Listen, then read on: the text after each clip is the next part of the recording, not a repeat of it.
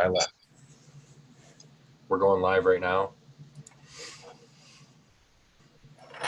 I'm still trying to get Canna Queen in here. So, Scobo, you're in charge. I'm in charge. I'm the captain. Wait a minute. No, I shouldn't be right. I should be old man. Welcome to this week's edition of the Michigan Bros Grow Show, live on YouTube. What's happening out there, everybody? Fellas, welcome back. As you can see, we have my co-host, Sequence. He is Sequence_MI. Below him and our Brady Bunch team we got going on here, we've got Abolished Farms. We've got Old Man Hermit Hash, and of course, Spartan Grown, everybody's favorite guy that hits every live stream. And we now have Carlos from 2020, it appears. What's up, man? What's going on, brother? What up? Can everybody hear me? Yes, we can. Yeah, what's up, Carlos? What's going on, guys? Yeah, Welcome to the party, pal. Yeah, we want to invite Carlos because he was a big part of our experience at the Clio event yesterday. For sure. Which is really great. In this episode, we wanted to cover what we did in the Cannabis Cup Detroit event and also what we did at the Clio Cultivation event. So both events were really, really awesome, in my opinion. Got Spartan showing off his Abolished OG. What was everyone's experience? I guess I can start off. Initially, right when we got up to the line, Spartan and Scobo stood like 20 feet in front of me for 2 hours and pointed and laughed at me while we were standing in line for the event. It was really, really sweet. And but other than that, we just had a really amazing day. Does anyone want to break down some of what we did? It's kind of gets a little hazy in there in parts, you know. I'll start it off. I rolled up on the scene with my daughter, and she's 24. She's also a medical card holder. So we rolled up in line, and we seen Spartan Grown in the wild, man. Him and his old lady, his really good friend. So we decided to kind of shimmy over their way, stand in line. I got to try some fantastic flower from him. Started our day with some of his CB Diesel, and that was really nice. And I'm going to pass it over to you. We got the baton going here, man. Let's just keep it rolling. Yeah, so I was there, with my wife as my designated driver and my best friend Josh. Shout out Josh out there. And Scobo came and joined us, hooked me up with some badass tincture, dude. I am in love with that shit. So thank you for that. And we just hung in line. We mostly just turned around and laughed at Sequence the whole time, who decided to stand in a really long line for some reason. We tried to get him to come up to us, but he just didn't want to hang for some reason. That is what happened. And then we got let in for some reason. There was some kind of mix-up, and they let us in with the VIPs, and so we were an hour ahead. So Sequence got to stand in that long-ass line for an extra hour. So, man, I was feeling bad at that point. But, yeah, after that, we grabbed some food. We walked around, checked out the booths. I really liked the inside part of the I did like – overall, the whole cup experience and everything, it wasn't my favorite cup in the world, but I did like the little inside area. That was awesome, where they had a lot of the booths set up. I hope a lot of people didn't miss it because they were way far away from the other booths. But yeah, it kind of ended on a bad side. I had to kind of jet out early because the wife got freaked out when a guy passed out next to us and just hit the pavement. Blood all over his face, and she got kind of freaked out. She was kind of sketched out being in Detroit anyway. So, but I loved and cherished the time that when Sequence was able to get out. You know, the line was moving.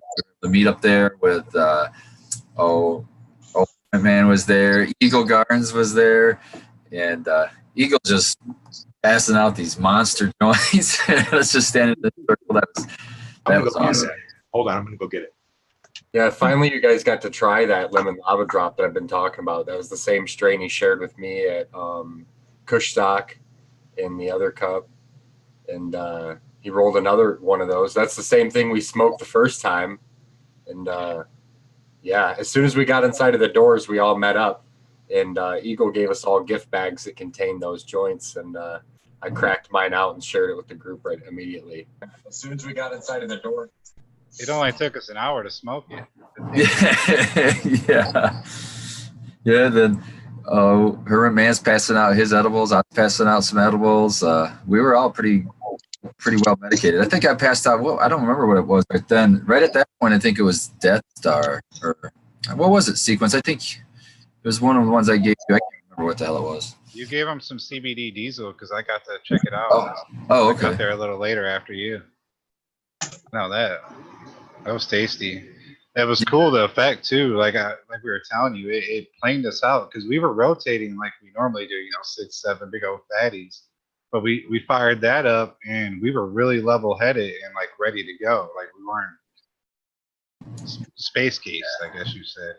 What I like about it is it doesn't seem to affect the body so much. It kind of helps the body high, but as far as the heady high, it kind of just brings it down. Just kind of brings it down a little bit, so you're not so elevated. Yeah, it definitely. We had a session after the cup on Sunday, or it was Sunday, right? Yeah, we had a session after the cup, and we were at Abolished Hotel, and that was one of the things we had mixed in was the CBD. So that really helped keep us sustained when we had 15 joints / blunts all at the same time, and 4 vape pens, and I was just gonna say we literally had to hit that so we could keep smoking. There it is. Look at that fatty. Hog legs. Eagle can roll some monsters. Dude, and this thing is like super. I twisted it completely down so it's gonna burn forever. I'm just waiting for my oldest dude that used to smoke me down to stop by. So once I do, he's gonna be the one I share this with. I also brought a few other props too. I brought a nice little cookie, which I know somebody is gonna recognize here on the panel. Oh, Yeah. I recognize it too. Uh-huh. And since I was over in the prop department, I decided to bring this back as well. Aha. That's a rough drink, but it's worth it. Careful It's a rough drink. Devil's Brew, man. I didn't get one of those when you guys told me that there was alcohol in them. I passed, but how were they? Well, let's go for it, man. Well, We're live. Let's get some live action. Let's go, Skilbo. Chug it. they Is that worked, from but I the- didn't feel the best the next day. Skilbo's going to get hammered here on the show. Skilbo comes from a long line of drunks. I'll be all right. my problem was I was sitting at the table and the joints kept going around and I just kept getting thirsty and I was high and thinking, oh, this stuff I'm drinking is medicated, So it just kept climbing and climbing and climbing. Dude, it's That's not that what I bad. was telling my friend. I'm like, if they weren't giving out free water, there would have only been Kool-Aid, medicated Kool-Aid, and I think more people would have like dropped out. We saw people just dropping like flies. They were turning white and like just dropping to the floor. And like there was a medical tent. Like every time we walked by, I felt so bad for those people. Well, I think part of that might have been the heat, but especially with The all heat, the the bricks dab, around and all the the low asphalt. tolerance levels. Yeah. All Yeah. Dabbed out. Because at the Clio event, we didn't see any of the same stuff. But part of that contributing factor may have been they had really reasonably priced food and drinks. It was really easy to get them, so it was easier to get hydrated. But also you were out of the sun and it wasn't as hot. So I don't know how much was one and how much was the other. Yeah, you walked right in. That was like, my mind was blown. I parked and I walked right in there and met up with you guys. Whoa. I know. Yeah, Look, Buddy knows how to throw a party, man. Yeah, and that's how we want to party because we just want That's- to meet our friends and find a table. We don't. Yeah, something just that simple. You walk into a tent, so it doesn't matter what the weather's like, doesn't matter hot, cold, whatever. You're in a tent and there's all these tables with all these chairs. I mean, how perfect. Hey, Abolished, tell them about your recap that you've got coming up and some of the video that you've got captured for them. Oh yeah, this week, basically everything we're talking about tonight, Wednesday, everyone will be able to see the footage and all the pictures and whatnot from it. I put together both cups for us. So we got Clio and the Detroit High Times. One thing I liked about the High Times Cup was I really wish we could have been there on Saturday night to see Wu-Tang Clan. That would have been such a cool venue to see them in that bombed out looking, burned out building with the really, really dodgy, train tracks going by and shit. You're like, wow, this would be dope, man, with the lights and the smoke and just the vibe and the energy. Look at Carlos and Candy being over there smiling. Like, it was Yeah, cool. so like that was my first High Times. I've actually attempted to go to High Times 2 years ago in Santa Rosa in California when the year their permits got pulled. And, like literally, I found out the day before, and I flew in the next day. I'm like, fuck that! Like I'm going where I can smoke and I can buy seeds. But anyway, so this is like my real first High Times, and honestly, like it was awesome. Like the event was great, but like the venue, number one in my book, like the venue was just, it blew my mind. I thought I was going to like a civic center or like, I don't know, like an amphitheater. And then I got there, and like the whole time I'm just like, just looking at all the window, like it was really cool. And then obviously Wu-Tang, like they killed it. But they literally had to stop their set like 3 times and be like, okay, when we say woo, you say tang. Like, Come on. when we say jump, you jump. Oh, that sucks, man. Hey, but the Russells come a long way, man. I remember that place getting raided for grows, and now they host High Times there, man. That place has come a really long way. I really like the mural out front as well. And Candy Queen, you were the one that remarked on all of the elements being all the parts of Detroit. The Chimera, it's awesome. Uh-huh. Yeah, it was definitely, it was a total experience. Luckily, we didn't have to stand in line the first day because it was 7 hours long.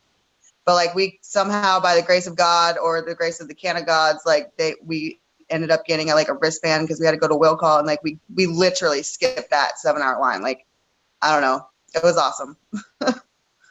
And I really liked the way they dealt with parking in the shuttles. I was skeptical at first when I was hearing about it, but wow, that was fucking nice, man. That was the first time I ever got high on a school bus. Yeah. What was that? That was the first time I ever really got high on a school bus. But I ate an edible from a lady that I met on one of those buses, just a random street edible. So that was a good experience. That thing was all melted and crazy. I was out there dabbing the damn entries from the cup. It was awesome. Well, one of the things we got to do at the after party for the cup was meet Carlos, and Carlos, of course, donated us a couple of packs, but he also threw us some amazing flower. We smoked some sour strawberry, and I don't know if Carlos, if you want to share with us anything about the sour strawberry strain that we had tried, but I'm gonna have to grow that one. I'm a little upset that I'm out of it right now. It's so good, man. You're out. That kills me, dude, because I was just telling these guys that bag you showed me, and I was like, you only had this much left. Yeah, man. I made sure everybody got to try it, dude. Man, shout out to Adam and Ryan, founders of 2020, man. And also shout out to Cut Creek Farms and Happy Days Farms. That was a big Mendo effort, man. Those guys really created something special there. And as everybody knows, the S1s are available now. They're dropping they're at the Seed Cellar in Jackson right now. They'll be everywhere else the first week of September. But I really suggest everybody explore those, man. There's some really good stuff in there. And some more sour strawberry crosses are probably on the way, man. Yeah, it had a really strong strawberry flavor to it, which I really enjoyed. It was actually so nice that I insisted on coming home and ripping it open, and I popped that shit today. So it's one of those strains where you smell it and you're like, oh my God, like you want to eat it. Like it's edible. It was on point. Strawberries and diesel, like just gas and berries. It's crazy.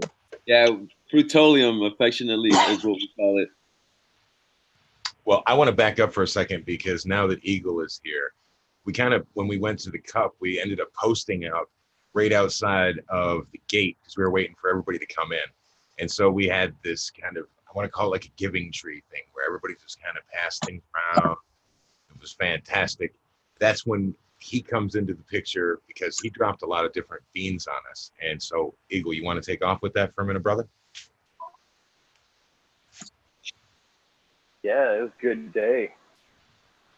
Enjoyed hanging out with everybody. Man, it's great actually meeting everybody on the panel, having a sesh. Awesome day. About it. I love how he briefly says a sesh, like we just threw down and maybe had a joint or two. No big deal. No big deal. Per minute. A joint or two per minute. yeah, literally some of the most epic smoke sessions I've had. But notably felt better the next day. My body felt way better the next day after being with you guys a couple weekends in a row. You know what I mean? It was nice. It was. My body felt good too because I woke up high 3 days in a row. I was like, this could work. It's like Skibbo always says, it just recharges your batteries, man. It gives you that little fucking jump in your step, you know. You just around so many people that are just like you, and it's just like the fellowship, you know, the fellowship of the dank. We're just killing it. And being able to go to an event like that with a group too it made all the difference to me, because I wouldn't probably have gone, certainly not in the same way. You know, I wouldn't have gone and hung out, smoked down with a bunch of people and been social. I'd have hit a couple tents that I wanted to see their genetics, might have picked up something, and then I'd have probably left, you know. So having the group was super, super cool.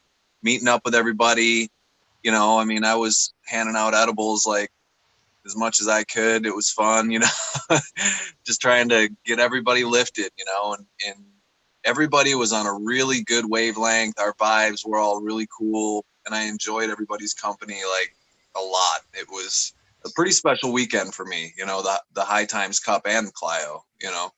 We'll get to Clio, I imagine, mostly about sequences, mishaps, but no, I didn't want to bring that up necessarily, but I think we have to bring that up.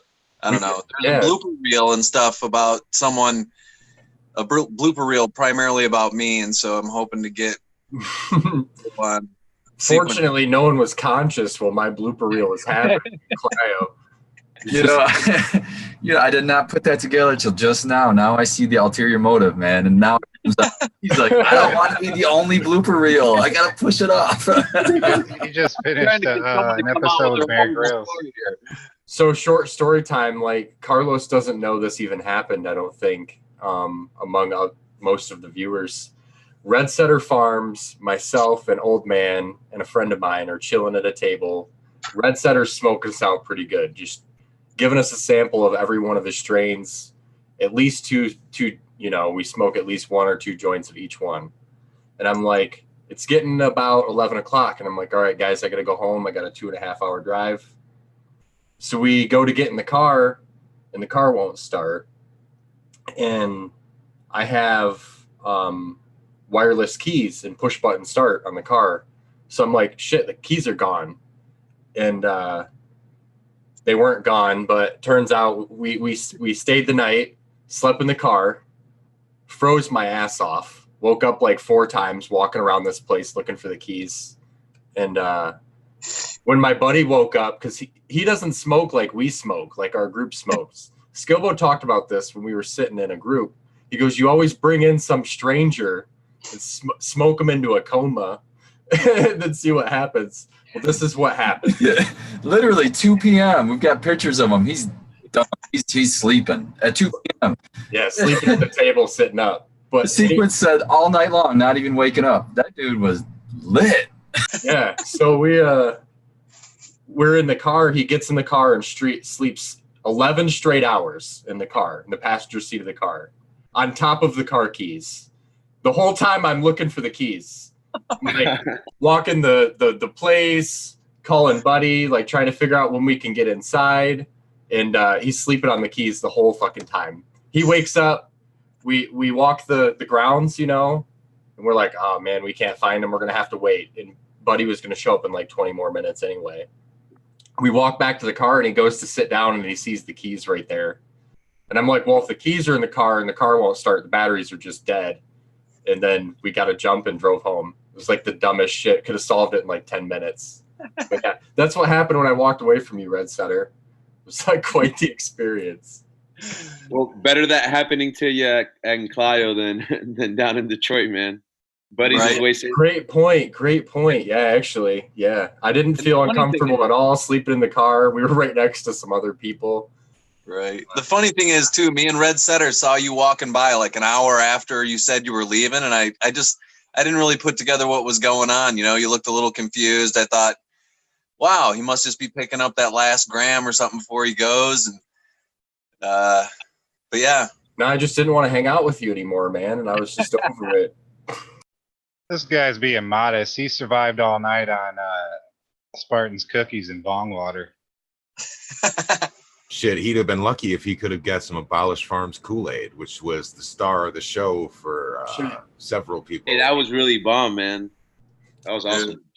I could add more to my story, dude. It was like a true survival scenario. Like I woke up at 3 a.m, like, where do I find water? And I was like stumbling around. All the vendors were gone. I found where somebody had like dumped a cooler out on the ground and there was like water and ice. It was like foraging, like I was in the forest. It was crazy, man. Like 4 of the 6 porta potties didn't have toilet paper in the morning. It was like a whack-a-mole experience trying to figure out, it was good. I hope you got some good footage for the blooper reel, man, because that's gonna be epic. It was like Naked and Afraid, man, but in like Clio, Michigan and I had a whole bunch of weed. I wasn't even in the mood to smoke anything. I was like so bummed out. And, It's a new show now, Canna Survivor. Really? Yeah, because like the last we had heard, you were still looking for your keys. So I waited until this morning and I messaged, we have this big group chat thing going on. So I messaged and I was like, hey, man, what's the status? He's like, oh, nothing, man. Nobody's seen anything. I've walked around so many times. I'm waiting for Buddy to come in. He's supposed to be here at noon. And then he's like, well, if nothing else, I'll be here Monday. So I was like, dude, I'll come pick you up or something, man. I can't just have you down there, foraging out of, God only knows what, leftover festival food. Turned over coolers, bro. Oh, that's the life, man. You have your own festival. Poor guy. It was a good time. It's truly a great story already, but I'm a little sore. I woke up like 6 times in the middle of the night, walked around. Yeah, it was good. It was good. But we'll all be there next year, right? Yeah, definitely. Oh yeah. Yeah, I'll say Red Clio was my favorite, man. To put them up against all of them, that one right there is my favorite. I don't know what you guys think. That was awesome. It's the vibe over there, man. That's why we always choose to go hang out with Buddy every time he's got something going on, man. There's always the good vibes over there, man. I'll definitely be back. I was really impressed. Like they had big ass tables that, if you had a circle of 10 people like we did, you could make a circle easy. And I was super impressed by that. We never felt like we were taking up space or getting in anybody's way with our big group of people. Right. Never a time that I walked around that there wasn't a table available. Right. And $3.25 burgers. You know what I mean? Like Live music all day. Dollar waters, dollar pops. Like nothing. You know what I mean? I ate tacos. I ate for like $15. I ate a bunch of food yesterday. It was I was into it. I even ate a twat waffle. Come on, how many times can you go out to an event and eat a twat waffle? Come on. Yeah. I didn't want to say it. I almost said it, but I didn't want to say it. I saw that they were selling blue waffles. I didn't know what that was, so I Googled it and I didn't buy any. I asked them what a twat waffle was, and they said it's a waffle with everything we have in here. And I said, like what? And they said, well, we got ice cream, all this candy, whipped cream. I'm like, do it. Let's do it. I got to get this high to come down a little bit. Let's get some sugar. Smashing like crazy, dude. It was pretty fun. Just ice cream. It was funny. I love ice cream. Buddy had a free breakfast for everybody on Friday, and he gives out 1,000 shirts, man. Like really nice, fucking full printed shirts, and he does a lot for the community up there, man. He's a really good guy. Yeah, Scobo's wearing the shirts, and on Saturday they did the birthday bash of the event, and he had 3 giant cakes out there. You could eat a bunch of sheet cake if you wanted to. Yeah, I was bummed. I got there late. I didn't get a shirt or a pin. I really wanted a pin. Go on my hat. You be slacking, AB. I always show up late, Fashion be late. Carlos has look at that pen. Look at that. I missed out. Yep. You can tell the OGs in the game because they're always looking for slaps and pins. They're not looking for all the stuff that I'm looking for as a youngster. I'm trying to fill up my veg door. I need way more slaps. Old skaters never die, they just grind away. They just grind away. I love that. And while I have the mic real quick, Abolished, I'm smoking your OG for my first impression of the jar that you gave me. And I'm really impressed with it. I know that you got some props from Kanakit and in our chat here on the OG and a DM that we had. She said it was as good as the GG4 or better than the GG4 we picked up, which I thought was some really good flower. It's in one of the top 5 best smokes that I've had since. Honestly, it reminds me of a cheese I smoked in the 90s, and I swear to you, like it felt like, I don't know, it found Abolish, and then me and Abolish found each other so I could fuck with the strain. Yeah, it might have been around then. Like I said, the guy that I still talk to the guy that handed it down to me, just old school and wants nothing to do with what we do. He just grows it and people buy it. I mean, it's one of those strains that you smoke, and I swear, I mean, it just fucks up your whole day. Like you just melt. You can't move. You can't think. You can't. I took a nap, a forced nap today because I smoked some. It was a forced nap. Nap time. But it was not Doing my the people Abolished. I hope you're proud. That's what we should call it. The AB nap time cut. Yeah. I mean, those kind of compliments, even being up there on the same par as GG4, like that kind of shit's gonna make me cry. I might have to turn off my camera. I got you Well, right it here. was It's- quality GG4. It was grown really well, and that's really the thing, you know. I want to call it the Sleepy Go Night Night cut. Well, powerful, not man. gonna say, I don't want to say that it puts me to sleep because I didn't crack that jar till today. And I'm savoring it. I got a little bit left here. I'm grinding up a little bit more right now. I got a little bit left. So I'm through this whole jar today. But for me, it's the terps, man. Good job on the terps. It's not something you taste every day. It's just something different. And that's the thing, at least for me, that I'm looking for in my garden is I want something that's different. I don't want something that tastes like everything else out there. I want it stands out. When you take that first pull, even a dry pull, I love to do a dry pull. I don't know if you guys do that, but you get a hint of the terps before you even spark it. You get all those terps that might volatilize off really quick with that high heat. So I like to take a dry.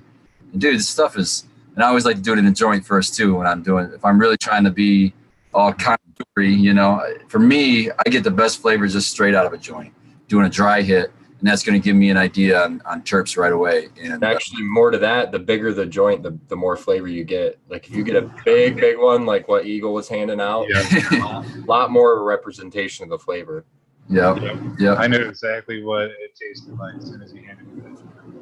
It's one of those ones when you're doing like a pheno hunt or whatever, and as soon as you hit it for the first time to try it, you don't need to smoke anymore. You're like, that's the one. That's going to be the number one. You know. So yeah, well done on that. I liked it a lot. I'm still liking it. She gave your Death Star props too, Spartan. Yeah, speaking of Death Star, that the Death Star hash Red Setter gave us, I've been mixing that with my OG all day. It's a good blend. Just taking one of those chunks and mixing it in. Are you topping bowls with it, or are you? I'm rolling a big old fat blunt and topping it with that. Oh yeah, Red Setter. That's what I did. That's what I did when I got home last night. I was trying a little everything, and that just so happened to be the last thing I tried. I threw it on top of a bowl. That put me to sleep. I was done then. I slept great. Got up early, smoked some Abolish OG, and trimmed up 3 plants. I know I'm sad I only had one Spark Blue, but I did. Me and Miss Cantaloupe both enjoyed that one. We're like, yeah, we need to get a clone of that. Yeah, I wish I'd have given. I mean, that was literally the last 2 nugs that I'd been hiding away that I found, and so they were the bottom of the jar. You know, I wish I could have got you a nice, good cola one, but I promise you, the next harvest I'll get you one, man. Something's going on with Definitely you. get you a clone. Something's going on with you, dude. It's like you never have flour, you know? It's always I'm not a good enough grower to keep up with everybody's appetite. That's all I gotta say. I gotta be a better grower. That's awesome though, man. It really is all I'm telling you, I think that all of the stuff that I've smoked from all of your personal grows has been, I mean, it's cup quality stuff, man. It really is. It's all on par. You know, the terps, everything about the stuff that a lot of you guys are doing is like, it's really on point, man. I appreciate you saying that, man. Thank you. Thank you. Yeah, for sure. Hey, let's talk about the next collaboration that should happen, which is the Abolished Hermit cereal. The combination. Talk about that for a minute. I've been having 150 to 200 milligram breakfasts thanks to Hermit's damn dry pudding. That stuff, it's amazing. Everybody's like, no, don't do that. The milk's going to break down. No, it resists the milk better than regular cereal. I love it. I want to call it Count Dankula. Yeah. We just make it just a little bit smaller than it is. Dude, that's money. I can do that too. It's super simple. And you could make the little weed leaves. It would be dope. Get it? Yeah, I had I make the freeze dried pudding and abolished, threw it in some milk, and made it a breakfast cereal. So ideas flying around, man. And I tell you, that's another thing that's really been going on as I'm meeting with you guys, and especially with, some of the other folks that showed up yesterday, Am I No-Till guy, stuff like that. And, just talking edibles and freeze drying and hash, and it's been really, really cool, wealth of resources out there when we're meeting that. It's really great having this big group of smart people that we have now to bounce ideas off of, and come up with ideas on what we should grow. We've got breeders we can talk to, come up with ideas on what we should make as far as edibles go, with the different, even the markets around the state, because we're all over the place, and just trying to figure out patterns in the economy and extracts and growing and this method and that method.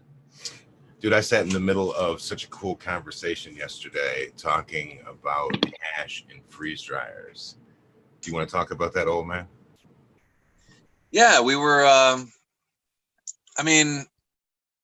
there's just no handbook for this stuff, and there's not a whole lot of information out there in terms of variables, so it really is for all of us who are doing these types of things with freeze dryers. It's all pretty much experimental. And so we talked shelf temperatures and, another couple things. I ended up having quite a few conversations over the last couple of weeks about that type of thing. But that particular conversation was awesome. Am I No-Till guy? We talked about, we talked about all the nerdy freeze dryer stuff.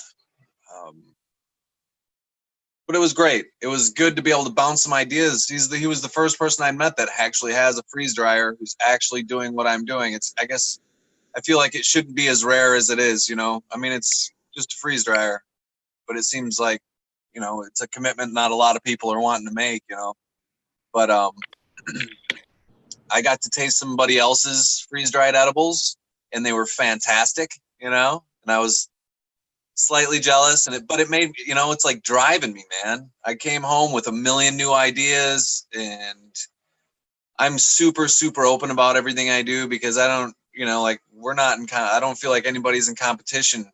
And that was super cool. I didn't get any of that feeling, that no one's holding any trade secrets back. It's just, this is what I'm doing, do it. Well, it's funny because they initially were like, I don't want him to feel like we're trying to steal his idea or whatever. And I'm like, you got the wrong guy. No, they totally weren't, dude. They were both so nice, man. And the conversation went such the progressive direction. And well, God, and there was the slurricane sauce that we were using. What is that? It's not a volcano, but I don't know what that. Puffco Peak. Yeah. Speaking of somebody that needs to enter a cup, that slurricane extract that they did, that was one of those super unique terp profiles like Spartan was talking about earlier that just stands out. I can't put a name on like what it was. It was that unique. I can see it winning. I really can. It's it's a distinctive terp. It's loud, but I'm old. I can't take a lot of smoke in, and they offered it to me first. Like, hey, I'm gonna check this out, and I'm like, oh, okay. Well, here's what I'm gonna do. I'm gonna hit this, but then I'm going to pass it over to you. Remember, I was going to pass it right over to you. And I'm like, okay, so I can't really take it. Man, I hit this thing twice deep. No cough, no nothing. Right. It wasn't expansive. The taste was there. It was like, it got you right in the front of your nose too. Like, wow. Yeah, and I'm not much of a dabber necessarily either, but considering my staple pheno is a slurricane cross, I was super interested, and it was, man, super smooth and beautiful. That solventless is next level, man. It truly is. and I wanted to shout both of them out, Michigan No Till guy and Can of Kitten. It's kind of rare for me to run into a duo. You know what I mean? You could tell just by talking to them. They both grow. They're both in the business. They're helping each other out, and I think that's fucking awesome. You know what I mean? They do glass too. Yeah, my only regret is the music was kind of right in their ear, so I couldn't hear half the things they were saying. But maybe next time I'll have to scooch up closer to them because I really feel like I missed out on a lot of good conversation. I did have some good conversations when I had a chance, but sometimes it was just so loud. Well, Right, how do you think Carlos felt? Carlos couldn't hear anything. He was directly with his back to the music all show long, like a trooper. I just Hey, like to go on the record that's when everybody had to walk. that I'm absolutely kicking myself for not being there yesterday. I'm listening to all these great stories, and man, just taking it on the chin. I was just gonna say I FOMO The so night bad. with me, dude. I wish I was there too. It sucks. You could have brought me a blanket. Interacting with most people. That's how I felt on the first cup because I kind of missed it. You know what I mean? I was only there for a short time, but I made up for it in the second one. It was awesome too because most of the people were already there when I showed up. So I go, you had to walk in through that little corridor to get into the med tent, and it seemed like it was the very first table. Everyone turns around, all familiar faces. Hey, come on, get in. I sit down and immediately I'm in rotation. Here it comes. It was already going. Yeah. Yeah, it was just like, did I just die and go to heaven? What happened here? It really was the best sort of a place to sit. Kind of like when we were at Cup, we went right by the door, posted up somewhere so everyone would run into us. And that's a winning strategy. Well, sitting by the door, we also seen the lovely ladies that trim. They seen us, Yeah. like, hey, what's happening, man? So it looked like they had a good time as well. Shout out to them tonight for sure. And happy birthday. Yeah, and I definitely made sure I got a little bit of their booth on this week's episode too. Unfortunately, they were walking around networking, and they're real nice people. They're always talking to everyone there, but I definitely made sure I put their booth in there. I really love their energy. I listened to the show. I didn't get to meet them, but definitely love their energy for sure. Yeah, you should have seen it. It was like the experience. They're holding a phone the whole time like this, just bouncing and laughing and doing the whole interview the whole time. It was like the craziest thing. We even commented after we recorded on how their arm must have been sore, and we were laughing about that a little bit. So they did what was it, a Zoom interview they did with you then? Yep. Oh, that's cool. Are you guys ever going to consider posting something like that? Like an audio version like you do and then a video version to go with it, or no? Yeah, we could if we had a video editor. I don't really have the time to take it on necessarily. It's a lot of work to add the video onto it. I understand that. It takes a lot of scrubbing to fix all my flubs is the more proper nomenclature.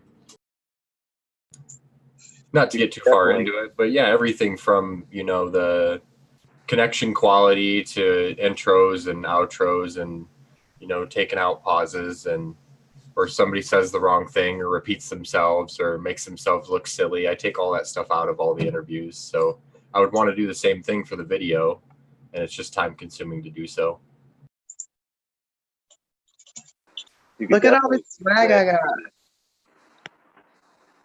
Through the audio. I don't know if you even needed the video to see what was going on there. Shout out to Bad Bunny for sure. I want to go back to the cup for a minute because we kind of went into talking about how you could have gone into the other building, and we hope people found that. Who was in there was Kyle and Dab Smiths. And, since I was one of the first people through the door, I knew where Fergroli was and I knew where he was. So I seen Fergroli wasn't set. So I just flew over. I got to kick it with them, man. It was great. Congratulations on another win. Man, that's just fucking awesome, man. Shout out Argoside for Groli they went first and third in Sativa. Hybrid and Sativa, I think it was. Yeah. You see the hurdle right there? Sequence is holding it up. It's the Hercule 1-to-1. Delicious. Mm, It's like a that showstopper, man. Yeah, Dab Smith's got 3rd place in CBD for this Hercule. This camera kicks my ass, but here you go. The mirror effect is really tough. There we go, brother. So congratulations to both. Cantaloupe. Hey. I wanted to shout out to Canna Queen here. You snuck in there. I wanted to say thank you for the seeds I got at the I got I couldn't be buttercream. I couldn't be Buttercream. there in person, but you know, my seeds were there to grace everybody, hopefully. Well, I thought, and I love the packaging. It's awesome. Love it. It's like, You know what's cool is Frigroli, I didn't even know he even would know who I was. He was like, your packaging is dope. He was like, I love that wax seal. I was like, oh, thank you. And I'm like, here's a pack. Here's what he was like, you know, so that was cool. That was really cool. He's really down to earth, really cool guy. This is the one I'm most excited about right here, the Fire and Flames. That's the one I'm all about right there. Well, I want to say thank you to you for definitely the fire you gave me yesterday as well, Carlos. Appreciate it. No problem, man. We also have the seed winners seeds in there as well. Can you tell them about that real quick? Which ones? The one that we're doing the giveaway for. Oh yeah, for sure, man. So we're giving away a pack of Glue Sniffer. It's a GG4 backcross. Really bred for the outdoor guys out in California. So some of the guys out in Humboldt that we know that have been doing it for a long time pulled out some double-digit plants out there with ease. So it's really mold resistant and it's pretty fast. So I recommend it for everybody who pretty much requires all those things. And that's a huge chunk of the population. Not a lot of people like long flowering times nowadays, you know. Michigan basement growers. Yep. Yeah, man. So I recommend everybody to pick that one up. It's available at all our vendors. It's a great strain to grow, man. And you just gotta let her veg a little longer to get her big indoors. But yeah, she'll do well for you, man. Sequence isn't paying attention. Canna Queen is holding up these seeds, but there is a sour strawberry that he is interested in. See him over there nodding? Yeah, I have a sample pack of sour strawberry. Like, man popped his already, and I'm gonna do mine as soon as I have room in my room. Of course, you know how the grow schedule goes, but yep, they're gonna get in there. 2020 Mendocino for the win, y'all. They're all about the community. They're doing big things. They're not just here in California. They're everywhere. They're gonna be everywhere. So just keep your eye out for them guys. They're doing great things, and it's really as much as it's for them, it's for the community before that. So I'm 100% behind I just want to shout you out for giving me the Morningstar autos too. I'm gonna probably get those going in the spring.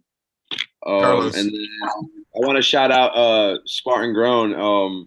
Because of him, I have some peanut butter breath times Wonka bars that I got. I think they're from Michigan Roots 420. So shout out to him too. Those are going to be really exciting. I got some cool stuff that I may want to work into those. So thank you guys for that. And I just wanted to say, anybody here local to Jackson like me, we got the seed seller, man. He's it's strange. He just had an event on last Wednesday, but I'm sure they still got stuff left over. If you're interested, they got a whole display right on the wall of all his gear. Yeah, I was impressed with the seed selection. Little Birdie told me that during tomorrow's episode, there may be a discount code if you guys listen in. So just a heads up. Sweet.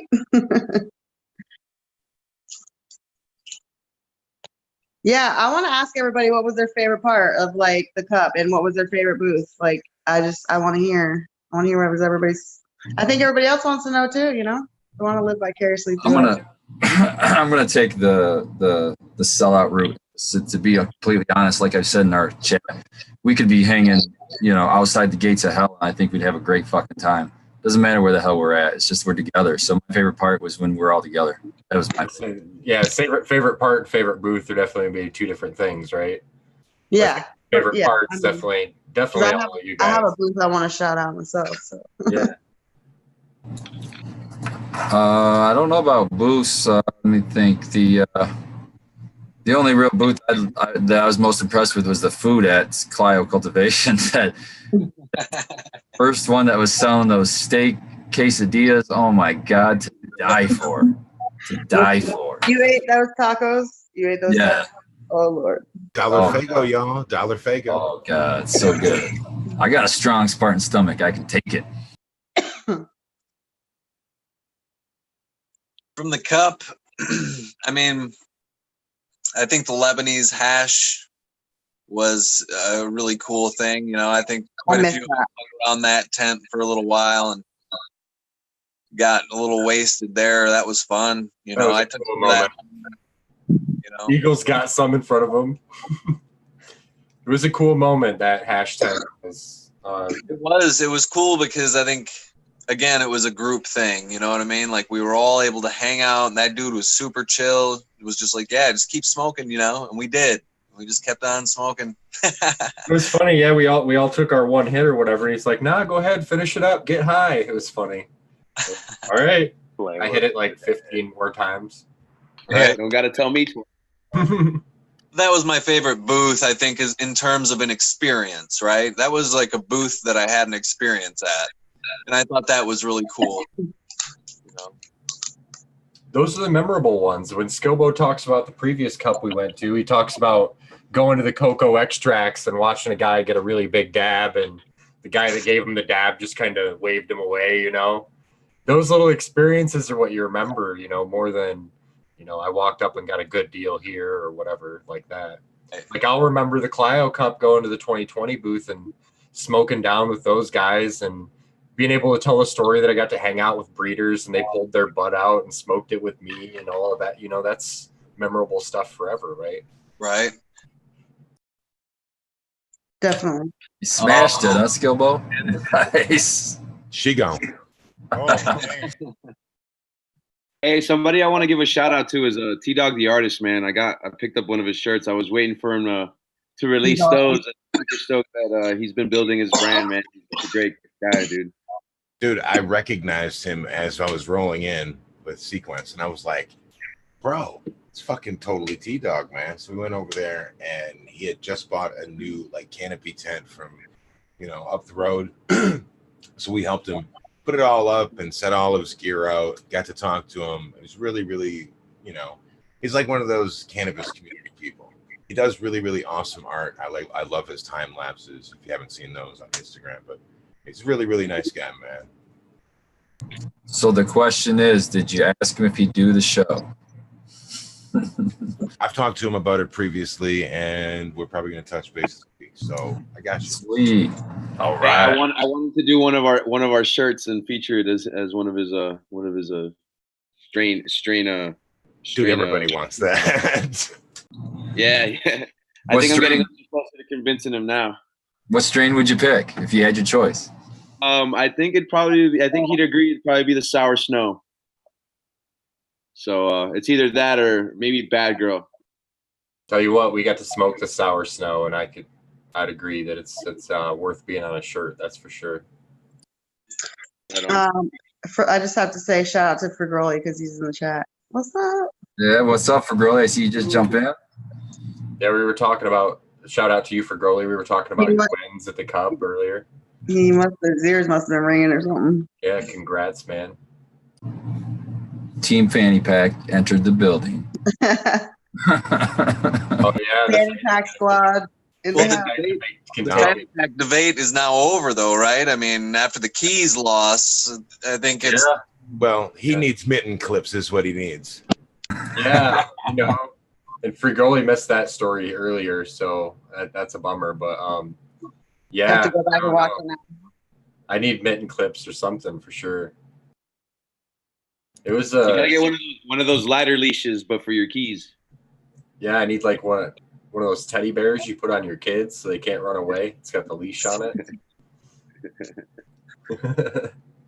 So how did your buddy fare? How did he say for his time? Because that's what I'm most interested in hearing. Because I'm glad you mentioned most of the time. I'm glad you mentioned that because I was going to segue in saying if you wouldn't blow these kids completely out and wrecked out, you would That's have true. like a real partner in crime to help you, with these hijinks. The plan was that he was just going to sleep the whole way back. Right. And, he did sleep a solid 11 straight hours after he went to bed, but he was sleeping on the car keys. That dude was blown out like a birthday candle. Same. He didn't even know. So I did have a nice talk with him though, and he did say that it was pleasant.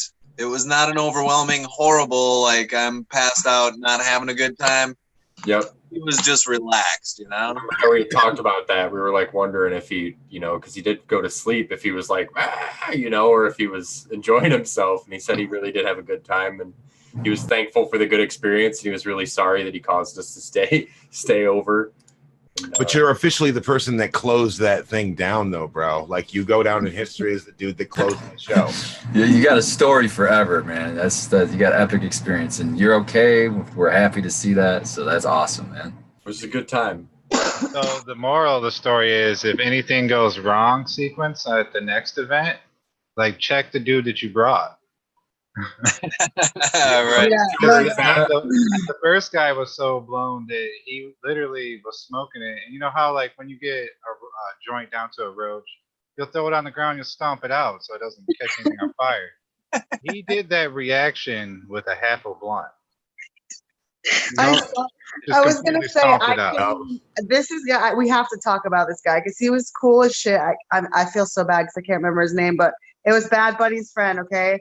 And this guy was a freaking trooper because he couldn't smoke like us, right? He hung like every joint, he never passed it up or whatever. Well, can we discuss that about being judges? Yeah. People on here were judges. Okay, so someone challenged him to try every single vape stick that Miss Cantaloupe had to judge. Now there was 19 of them, and he did every single one of them. And then at the end of the night, Bad Bunny was like, that's our ride, dude. And I was like, oh my God. He could barely stand, but yeah, he was smoking that blunt and it was halfway. He looks at it and he like throws it on the ground. He's like, and he stepped on it. I was like, oh shit. That is I think awesome. No one could even be mad because it was so funny. his name is Aaron. It's not like that Shout was out probably to Aaron. the 20th joint, you know what I mean? He was a trooper, man. He definitely was cool. I feel bad for bailing out early on these shows because it seems like the real party gets started after my old ass has to go to work or home or something like that, man. You're missed. The party has started every time after you were gone, I will admit. But it has been a good time when you've been there.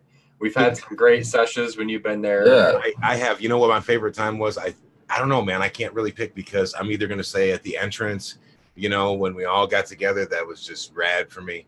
And then I really enjoyed yesterday's table, man. Like, there's nowhere else that we've experienced as like a group that could be a better setting. Maybe they could have more vendors and everything else, but they put on a hell of a free show, man. They were nothing but courteous with us. The event staff was cool, man. We smoked a couple of them down while we were walking in, and then the store itself was amazing. It was huge.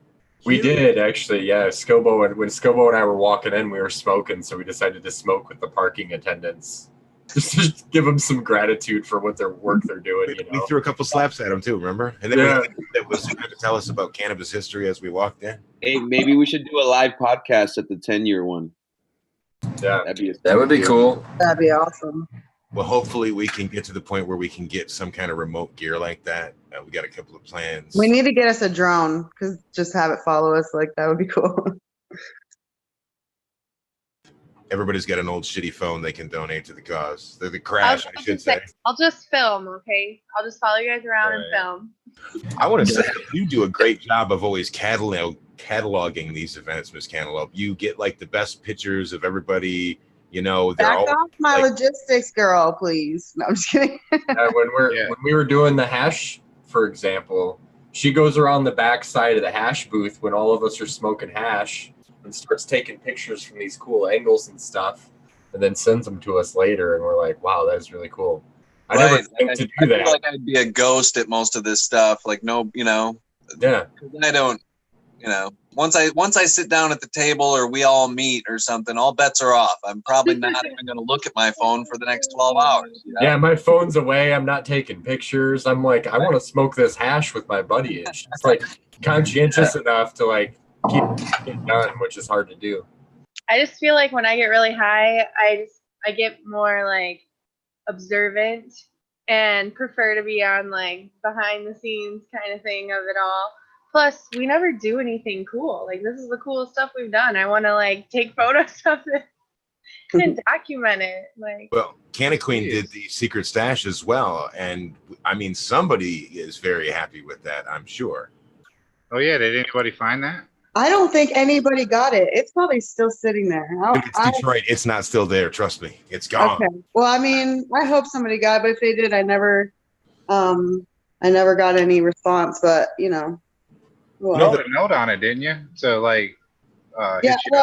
Well, we left the slaps and the we left a blunt roach like this big with it and pack seeds, and I mean my logo's on it. rolling papers.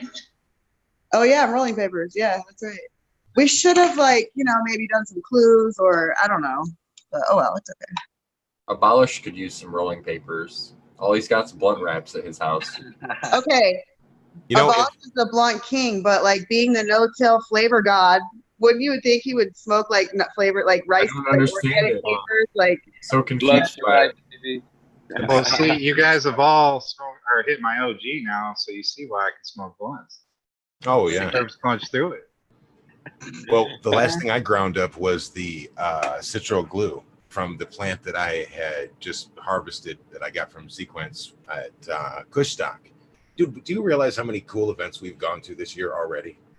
Like, I'm sitting here, I'm looking at this screen. I'm just going off on a stone tangent for a second, but I'm sitting here, I'm looking at this screen, I'm looking at all these people, and every week there's another person, there's another person, there's another person, there's another person. And we do all of these cool ass events, and look at this live stream. Usually we're dropping all kinds of information and shit. You know what we're doing tonight? We are entertaining the shit out of the listeners in chat, man. We're killing them. They're laughing their asses off at our fucking stupid hijinks, man. So shout out to the chat. Stupid hijinks. All right. You can't take credit for me sleeping in my car. That was steal his thunder. Yeah. All right. This is just the adventures of the misfits of cannabis. I mean, we know how to soldier through. As long as we have our cannabis, we're golden.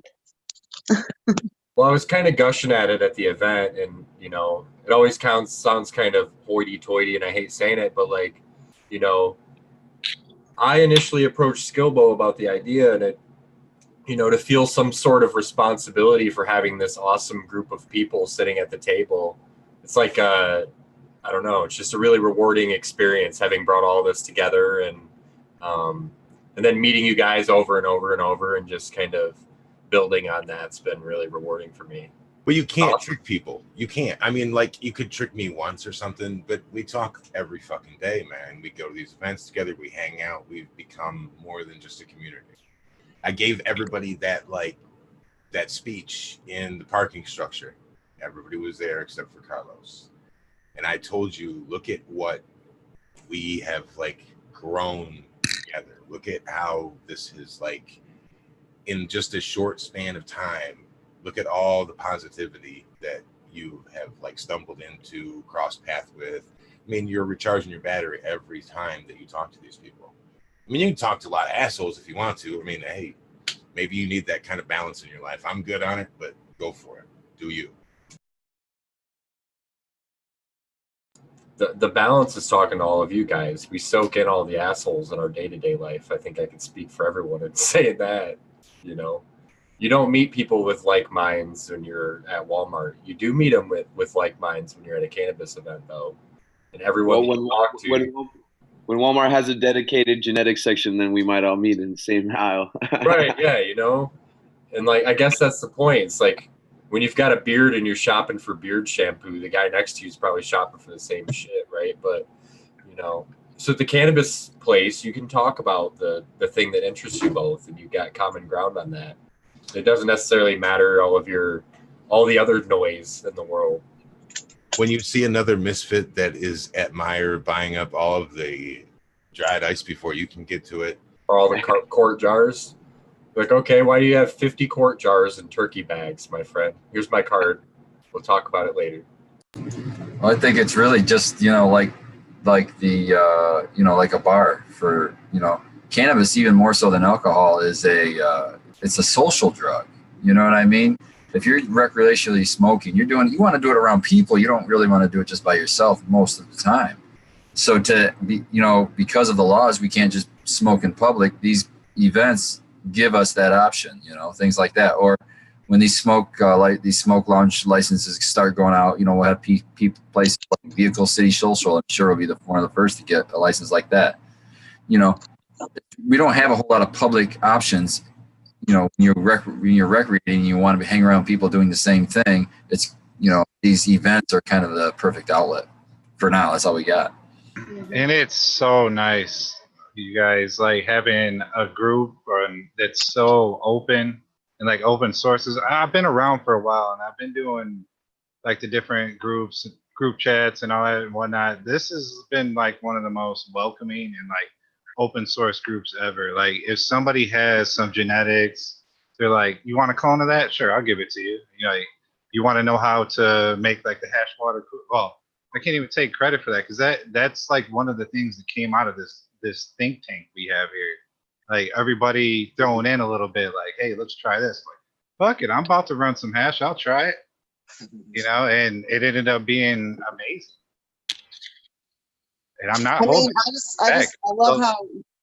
I was just gonna say, I love how Abolish put it like a while back. Like me and him used to be on a show, and then like we met Skilbo through the audience there, and then that was like 2 years prior to us meeting him, and then we met him, and then we met Sequence, and then Spartan, and like Hashman, and like it literally just so organically like fell together that it just can't be wrong. Dude, it's so together like a quilt, man. Like a little bit from here, a little bit from there, and it's. And we all just bring so much to the table, but in so many different areas that it's crazy.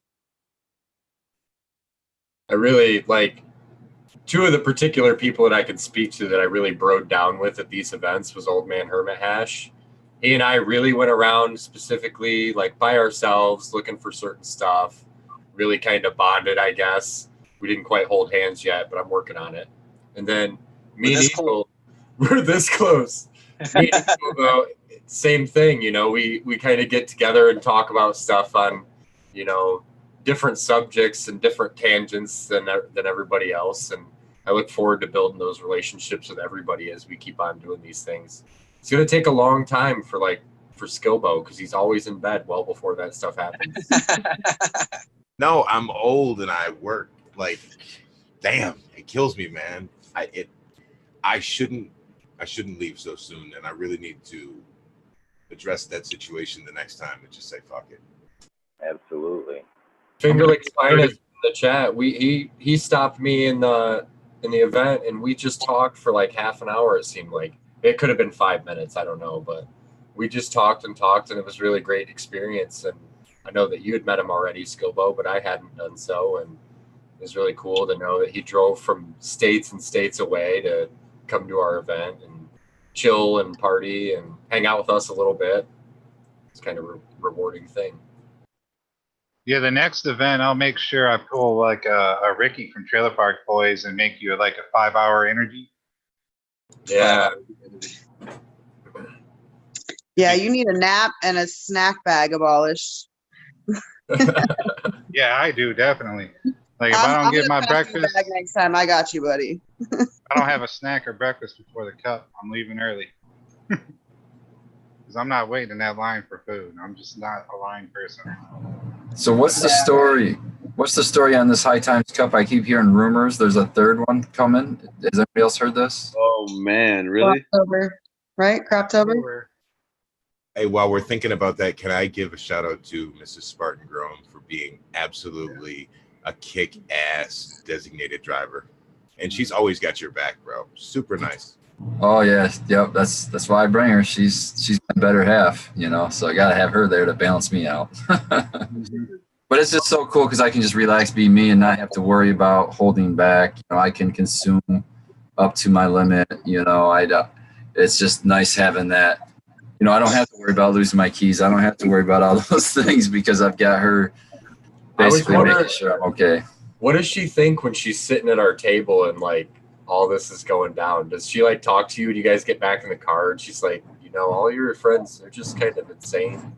No, actually, what's funny is that she's just started her first garden this year, the regular vegetable garden. So she's kind of getting a love for the plants. So she actually really enjoyed this ride. To answer your question, on this ride back home, she was gushing about, shout out to Rascal Farmer, because we sat there and talked for endless, I don't know, it seemed like hours, about growing and permaculture, which was really interesting, and even a little bit of KNF and some of the old days that he was telling me a story about avoiding the helicopters and everything. It was just awesome.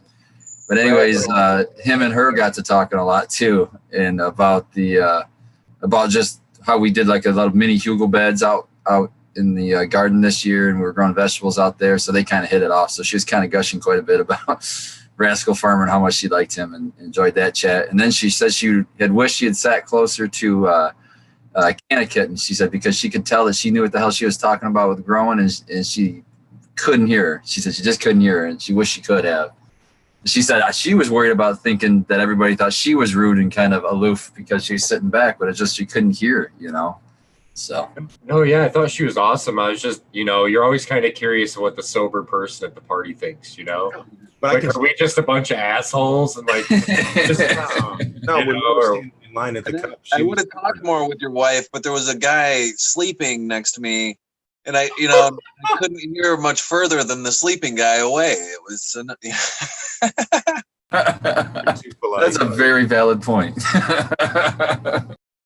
Later on in the day, you know, he got up for a few hours. Later on in the day, he went to sleep again at our next table we sat down at, and I just kept kicking him and waking him up.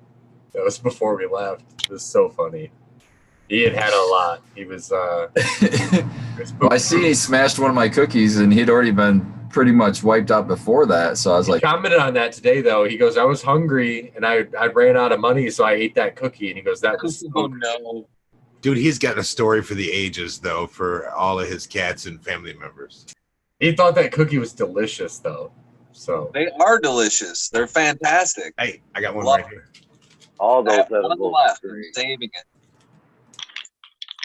Abolished Rice Krispie thing was delicious. Abolished cookies are good. The drinks were good. The gummies were good. I had the gummies with Old Man Hermit Hash's hash. Those were good. You know, bring it on. Mine melted into the bag. So I threw it back in the refrigerator. I looked at it today, and it formed back to a gummy. So I think I'm going to smash that maybe. I don't know. I'm going to save it for a good occasion. I mean, can we just talk about the hash water Kool-Aid for a second? Right. That stuff was so dumb. I'm so sad I missed out on that one because I would have loved to give that a try. I guess I'm gonna have to go get my extract license and start going around and making hash water Kool-Aid for all the extractors. Dude, you could win with that. I'm telling you right now, like if you could figure out how to get the sugar content a little bit lower, it's more refreshing than water. I swear to you, I would drink it over water. It was that good. Yeah, that's the whole thing. Bring a big old jug next time and just start selling cups. Or Yep. That'd be better than those $10 drinks I got. Yeah, right. Supposed to be a slushy. It was like pure liquid. Well, I've got some washes coming up soon, so there'll be a lot of terp water around. You know. Ooh, there you go. Sounds Collaboration. good. More collabs. Right. I would imagine you have to use your terp water like right away. So make sure you guys plan that out ahead of time. When you guys put this up, we got to use like the featuring things. We'll be hip with it. So I need everyone's help. I have 2 outdoor plants going this year, and this is the first year I ran into this weird, I'm assuming disease. It's got something to do with the roots. I kind of Sequence probably knows this story already. I was trying to ask in the other panel. So the plant if you look at the plant, it looks like it's overwatered. The leaves are hanging straight down, but they're all green, just straight down. The soil wasn't wet, but it wasn't dry either. It was kind of just pretty much right in the middle. I went ahead and tried to water it again. Thought maybe it had some kind of a. I honestly, what I thought happened was that an animal got underneath and ate some of the roots, because I have. If you follow one main stalk, or one main branch off the main stalk, that whole branch all the way up and it splits off into many branches is completely fine, looks great. But the other 3/4 of the plant is this straight down leaves, dark green, not super dark, but I mean like normal looking green, but straight down like it's been overwatered or underwatered. And yeah, the fact that it's half of the plant sounds like there's some kind of root damage to one part of it. Perhaps it grew in a different zone in the yard. You have oak trees It in was the either no, it's in an old pig pen that we have, and it's kind of marshy around there, so there's no real big trees around there. I'd say, like, how root bound was it when you transplanted it in? Like, it's either damage from an animal, or was it root bound because it might have been bad. No, I had it in a fabric pot. I actually had it in. I put them in grow bags and I just ripped the bag off so I don't do very much damage to the roots, and the roots weren't super circled around or whatever. But I dug out a big hole, enough to put, I think, 4 cubic feet of fresh soil. I just did the dig it soil I've been using on the outdoor, and then planted it into that hole. Okay. Dude, that's plenty of soil, man. Holy shit, that's like a whole bag, like a big bag. Yeah, I don't mess around. I'm just worried there's too much nitrogen in that soil from it being with pigs in there, so I wanted to dilute it out a little bit. I wanted to make sure it wasn't too nitrogen. I wanted to be well-developed root ball before it got into that really nitrogen-rich soil. If I'm not mistaken, Is the stalk discolored? you can throw some wood chips in there to help soak up a lot of that nitrogen, because for fungi to break it down, they eat a lot of nitrogen in the soil. Is the stalk discolored at all? There's a little purple, almost like maybe a start of a magnesium. But I thought it was. I mean, it could be Pythium, dude. Yeah, that's what I was thinking. It was some kind of a diseased root. And what would be my best shot to try to? I mean, I'm in the ground, so it's not like I can do much. But I was thinking like H2O2, but the guy I was talking to on the other panel told me that probably wouldn't be enough to make much of a difference. If I hit it with H2O2, I could kill much of the bad bacteria and maybe any anaerobic things going on, and then try to re-inoculate with some kind of a recharge, man. Yeah, recharge, something like that. Like SLF, maybe. For an enzyme, but I don't know. Is there anything that really will help with Pythium itself? Like, I think once the disease takes hold, I just have to. I've only experienced it in DWC, and I used H2O2 to treat it, and it came back after I treated it for 24 hours. But this is a completely different situation. That was my next suggestion. Maybe just one drench, maybe a light drench at first, see if that even affects it. If it doesn't, probably. But we don't even know how deep this is. I mean, it could be at the point where it's at the new growth of the roots, and we don't know how deep that could be. So how many gallons should he really do of this? Becomes kind of, just a hope and poke, right? Yeah, at this point, I'm just trying to salvage it. Another issue is that the way it was been watered, they were catching like rainwater, and it just sits there. So I imagine that goes anaerobic fairly quickly. So I keep lava rocks in my water holding tank, and I also put soap nuts, and it really does. It helps with it doesn't grow algae and larvae. It doesn't, what I mean? It helps with a lot. So, but the lava rocks, they catch all the There's a stuff. product called Root Guard you should look into. Root Guard, okay. I'll check that out. Give it a try. It's worth a try because I mean it's still fairly early flower, and if there's some way I can. Do you guys feel like everything's flowering a little later this year outdoors? I actually thought it was right on time. I had some that were earlier, but they're in containers. I don't want to distract from the conversation, but Dab Smith showed up, so I celebrated by doing a dab that's half Sunshine number 4 and half Hercule from Dab Smith. So thank you. Honestly, Carlos, I feel like it started a little early, the flowering, but it seems like it's progressing more slowly. Like when I saw the signs of flowering, by now my buds should be looking bigger than what they are, but the plant doesn't look like it's suffering in any way. So it's almost like it's just taking longer to finish. Yeah, it's weird. I'm seeing that too out west. Not with all our phenos, though, as you saw our most recent post on our outdoor pheno hunt. We got a really fast one going right now. I think, let me see, day 43. I'm almost day 50. In my high 40s, high 40s on my first run in the Pheno Hunt Challenge. But I went in a flower with a nutrient or the nitrogen deficiency.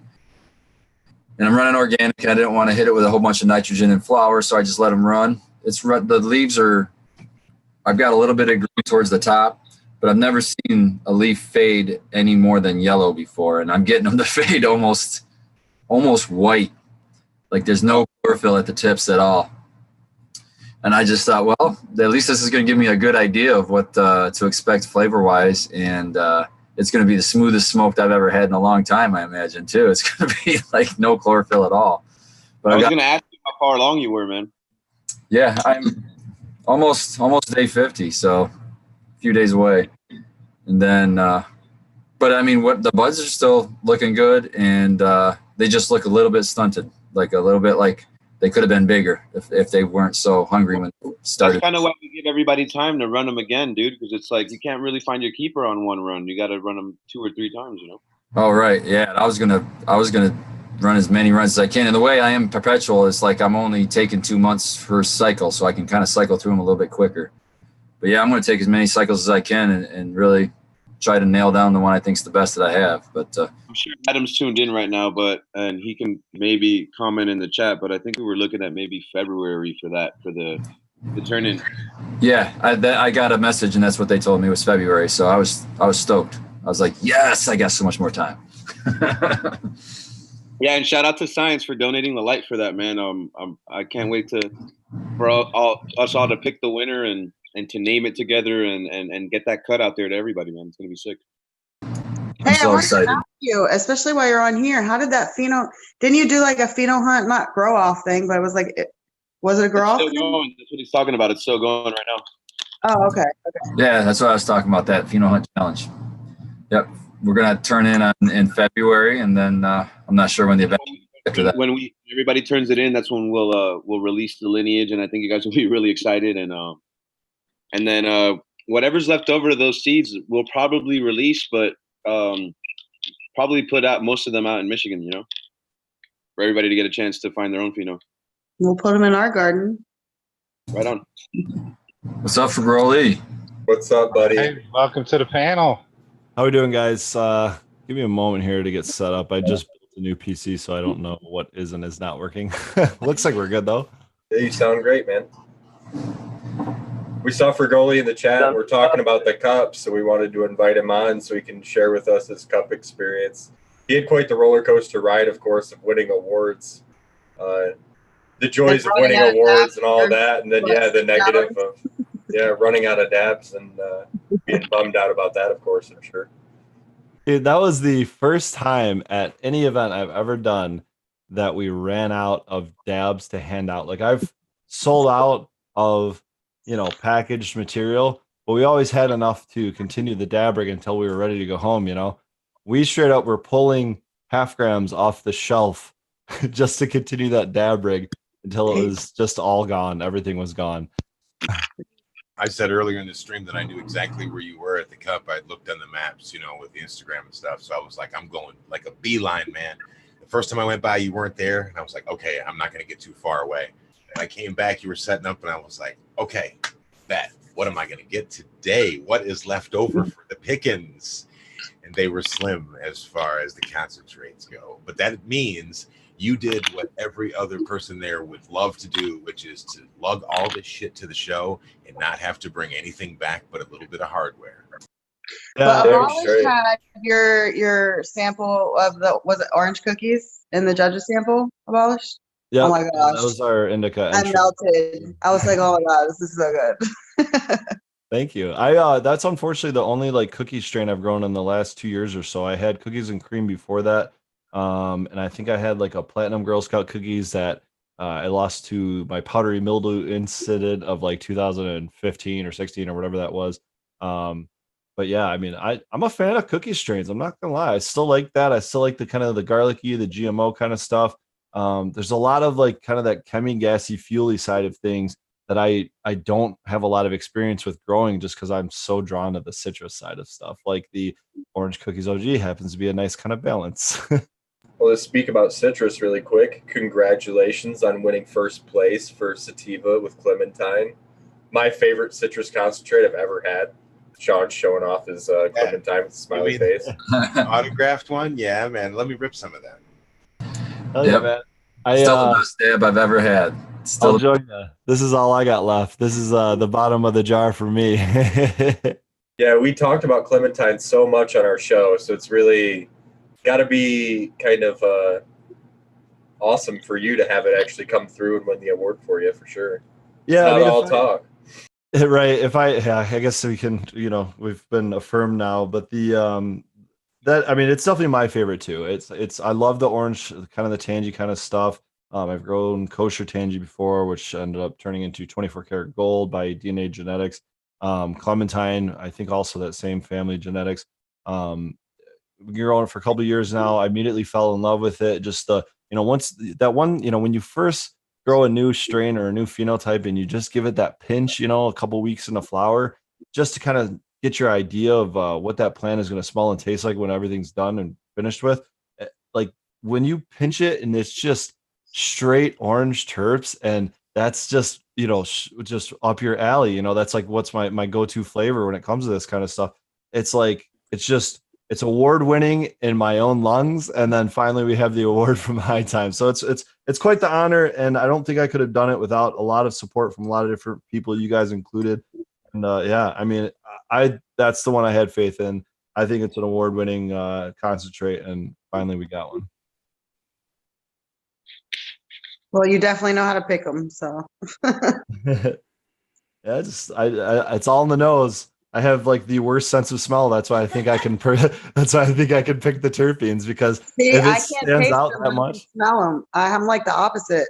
I can't tell by taste. Like I know it's either fruity or earthy, or you know what I mean, maybe citrus. But when I smell it, that's when I can kind of pin down some shit. yeah. And well, that's the thing. Like I can't really pinpoint it. Like I still feel like I don't have that broad of an experience growing that many strains to really be like, oh, like this is this certain lineage, or this has got, I mean, I've grown a lot of haze, so I kind of know what hazes are, but like, just kind of pinpointing those certain like landrace types traits. I don't think I can do that. But like I said, I've got such a awful sense of smell that I think when I come across a strain that really stands out to me, it's just like, oh, this must be good because it's getting past my awful sense of smell, I'm the same way. I think that's why GMO cheese, like those type of strains, they, appeal to me because they're just so prominent, I've always bought cannabis with my nose. I'm colorblind, so like the bud can be really pretty, and my daughter will tell me, "Oh my God, you should see this pop. Look at it, man." And I'm like, "Damn, I wish I could." But I've always bought it with my nose, so I don't care if the bud looks like hell. If you just crack it open, even if it's not like blowing your head off, just like Carlos, that's what you had us do yesterday. We just actually snapped the nug open, got that refresher shot of that. And, that's, to me, I'm not trying to sound like I'm some kind of gourmand or, I don't know, sommelier or whatever the fancy term is for this. I don't care. Nah, I just buy it with my nose. If it smells right, it's probably going to be medicine for me. But see, you're a chef also, so I mean that kind of goes hand in hand with being able to like kind of like pick out, pinpoint certain things, right? It has its advantages, but what it really comes down to is smoke a lot for 30 years. You'll see so many different things that have come and gone. Some things have lasting power. Some things come back again. Sometimes you'll be like, damn, this kind of reminds me of this smoke. And you'll go on to Leafly, and then you'll be like, oh, well, that's why I dig this, because it's related to this plant, which I've always liked. For Girl of Year Durban shows up in a lot of lineages. Yeah, I mean, it's very similar. If you look at the lab results, I don't know if they're my current Instagram. I know I had a bunch of terpene results on my previous Instagram that got shut down, and we've gone back and forth a lot. But I still have the results somewhere. I could post them, I guess, eventually. But the highest by volume terpene in both the Clementine and the Durban Poison, which that Durban Poison is that 4.31% by volume terpene, just insanely high terpene strain, or I guess plant or clone that we have. both of those are very, very high in terpinolene, and they have a very similar profile across the board. It's just those minor differences make it go all the way to that kind of piney, like almost Sprite kind of end of the spectrum, or come back to that, straight citrusy clementine side of the spectrum. But on top of that, I've had my terpene testing done on Super Lemon Haze and Lime Skunk and Grapefruit Durban. And sure enough, all 5 of those are very, very high in terpinolene. So I know that just based on the lab results and my own kind of experience with those strains, like you said, I don't quite have 30 years, but I've got enough years to kind of know what I like. And it's anything high in terpinolene. Those 5 strains right there are probably 5 of the top, maybe 6 or 7 that I enjoy. And yeah, I don't know. It's that same profile and over and over again, which again, they happen to often be citrusy. But cheers, guys. I'm gonna enjoy some of this clementine. Your Durban results are on your Instagram, just to confirm. Okay, cool. Check. So, I mean, let me ask you this. Do you agree? Like, because I was literally just about to start working a bunch of orange orange strains, because, okay, isn't it kind of like clothing or like, I don't know, just generational stuff where like flavors like go out, but then like they come back like, I don't know, 6 years later. I agree with that. Yeah, so I was like, man, orange is about to come around. Then here you are with all your orange stuff, and I'm like, he knows. Right, and in the hybrid that I won, this cup was Chem and Lemon, which is actually Biochem mixed with Super Lemon Haze. So I don't know how many combos like that are getting entered into these cups, but it seems like most of them are just some sort of single strain. It's Grease Monkey number 5 or peanut butter breath, motor breath, something, GMO runts, whatever it might be. I don't know how many times a combination of 2 strains is one a cup, but I'd be curious to kind of like dig into that and find out. But yeah, I don't know if the orange trend is going to come back. It definitely was about 3-4 years ago. It was big. I think Clementine won in 2015 actually. I don't know if it's going to come back. I don't think I'm going to be the one to bring it back, but I just really, really like it. So I love to be able to share it. I think what happened was people just got sick of all the orange, this orange, that orange, that, you know what I mean? There was like Cali orange, there was Agent Orange, there was it's marmalade, you know what I mean? Like there was all these orange strains. I want to pose a question to everybody. Do you think it's being from California? Do you think it's a Michigan thing, or 'cause I feel like it's regional? Like each region has like their thing for a while, and then they go through their own cycle. Dude, While you guys Michigan's to the best orange over here, maybe on the other side, like in the East, they're loving it right now. It's like, how do we know? Like, Michigan's cycle like that is just the hand-me-down cycle from California. That's how it's been for 10 years. Whatever's popular there in Cali, 6 to 18 months later is going to be popular in Michigan. That's what I Yeah, it's a strain of the week, And glue, always glue. Yeah, I always said the same thing. Is I like to keep up on what's going on in Cali, because exactly what Fagroli's saying is like you can follow the trend. Even if you just buy a High Times magazine, and, they're putting in the magazine, what's the popular strain? This is what's popping up in this state. This is what's popping up in that state. And it seems like it starts out the West Coast and it just slowly comes east. And the next best thing pops up over in Cali. But with all this legalization that's going on and some of these borders becoming more gray, who knows, that might not be a factor too much longer, especially if federal legalization comes. That's kind of what I'm alluding to. That's kind of how I feel it's going to be. Yeah. I think each area is going to have, like, I really think that for some reason, and some maybe has to do with the climate here in this state, but glue has been around for longer than any strain that I've really known in the modern times. Like, people like their glue here. I mean, hands down, they want something with glue in it. Dude, like glue and GMO. I feel like are top things here. Yeah, I agree. GMO is a big one too. Yeah, we're actually growing that at work. There's a lot of glue crosses too now, and I think we're starting to see the entry of GMO crosses. Like the first collab I ever did was with Michigan Made Melts, and I was running some of the crosses he had of GMO this, GMO that. But yeah, I mean, think about Blue Dream. That's still a really popular strain in some markets, and that's like one of the first strains I ever grew. That's been around a lot longer than my career. That's I would go with Blue Dream being the one that's been here long before the glue, only because that's That's the blueberry and the haze. You know what I mean? Like, and those were two strains that were prominent back then. So, I guess, yeah, I would definitely say Blue Dream, and then, you know, there's a few, but I mean, there's a reason why they stay around so long. You know what I mean? So. Well, if you have the real cut, you know what I mean, then that's one thing. But I've had the Blue Dream several times through the years, and I never can say, oh, I've had the cut. I've had the one. It's like with the glue. When it came around the first time for me, it was like showstopper. The bud looked different, really, really good. Then the next couple times I seen it, it was not quite as good of a representation, you know. But so the lasting power of Blue Dream is there. But in California, the market is just absolutely scorched because they've been smoking it for what, 20 years now almost. It's one of those things that it just, like you said, it doesn't get represented well over time because so many people have it, and it just loses its well, I don't know. I forget who we were power on talking the about. shelf, but I mean, there's a reason why people grow it. I mean, it's a great yielder. It's really easy to grow.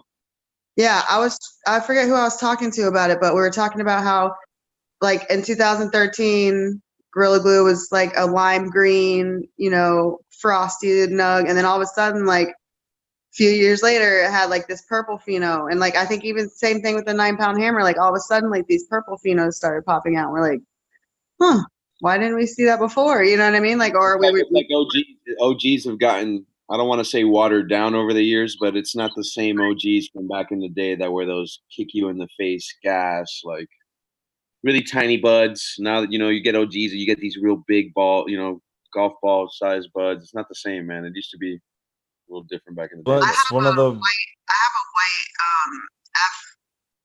F2 from White Buffalo Seed Company, and the buds are like little tiny bud, like it's all leaf, you know what I mean? But those, I'm telling you, I don't care how small the nugs are, like it is most potent. It's almost like a blank flavor. It has like a skunk flavor to it. It's really frosty, but it's kind of like blank, but it will knock you in the dirt. Like it's definitely a tried and true, you know, strain. So.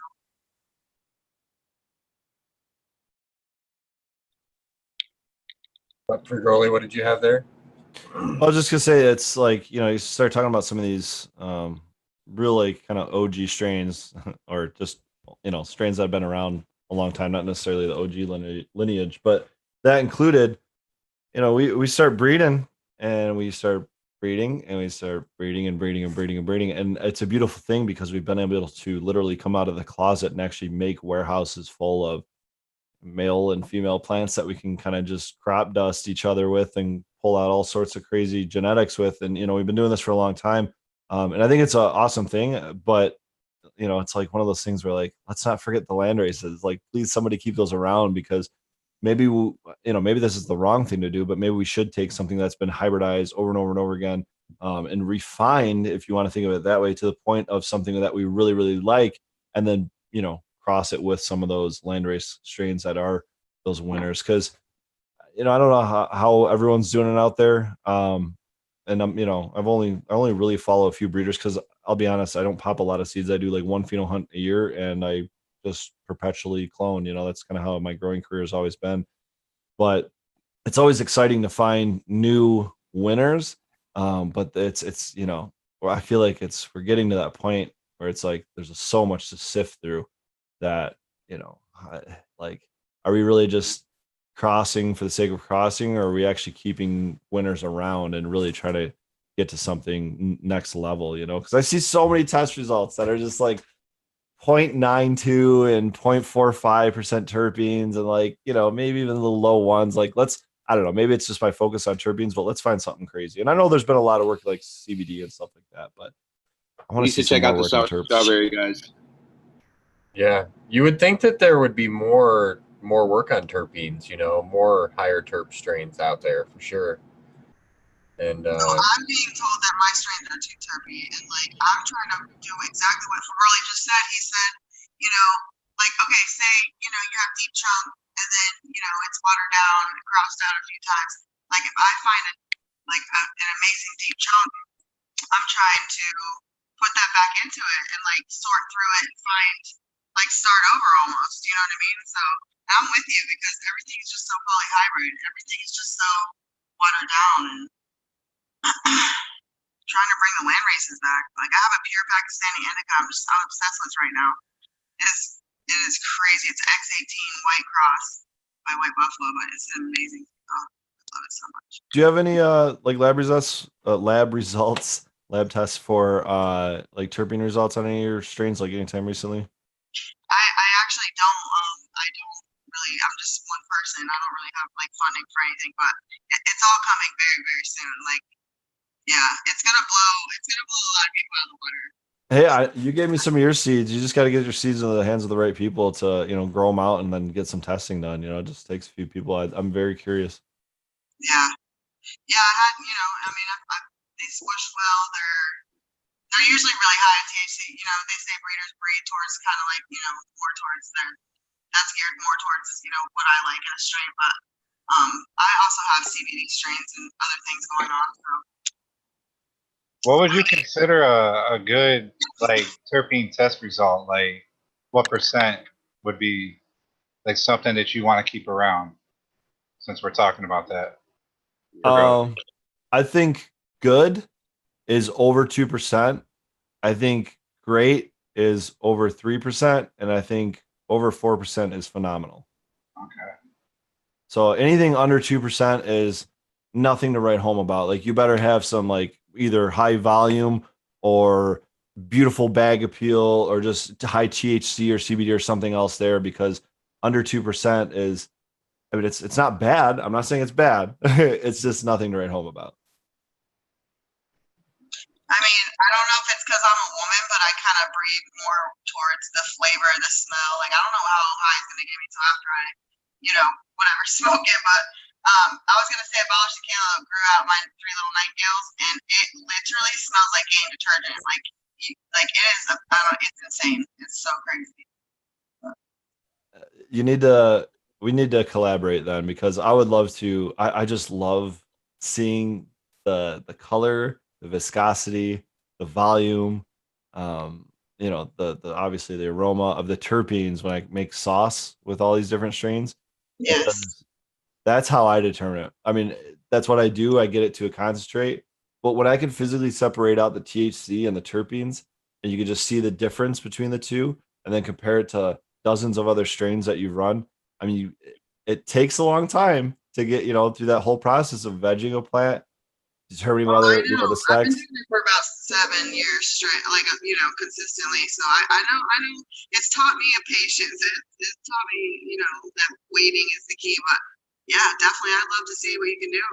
Well, yeah, pick your terpeous strain, like just the one that like either tastes or looks or feels or smells the terpeous, and let's run it. I'm curious. I've got a question for Growly with these concentrates.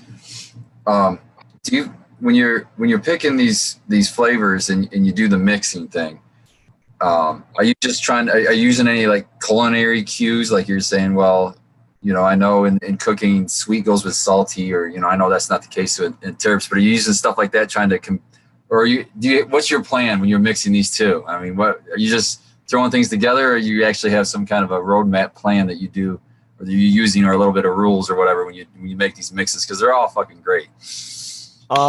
There's definitely no rules. I would say the majority of that decision is based off what is available at the time.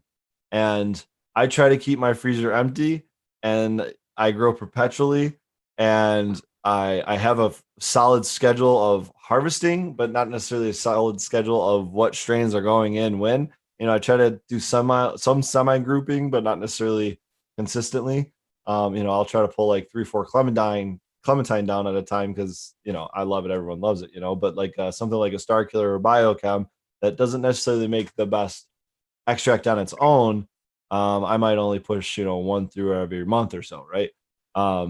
Great flower, just not the best extract. So when it comes to actually picking the flavors together, there's definitely no roadmap.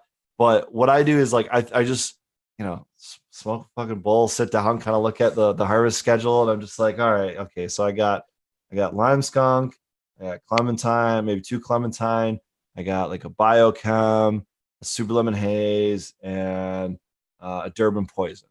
And I know that biochem, it's not going to give me a lot of volume, right? So that's one of those things where it's like, okay, well, it might sauce up quickly. Like sweeping pie sauces up the quickest. I've had sweeping pie turn fully crash out, THC fully crash out in 12 hours.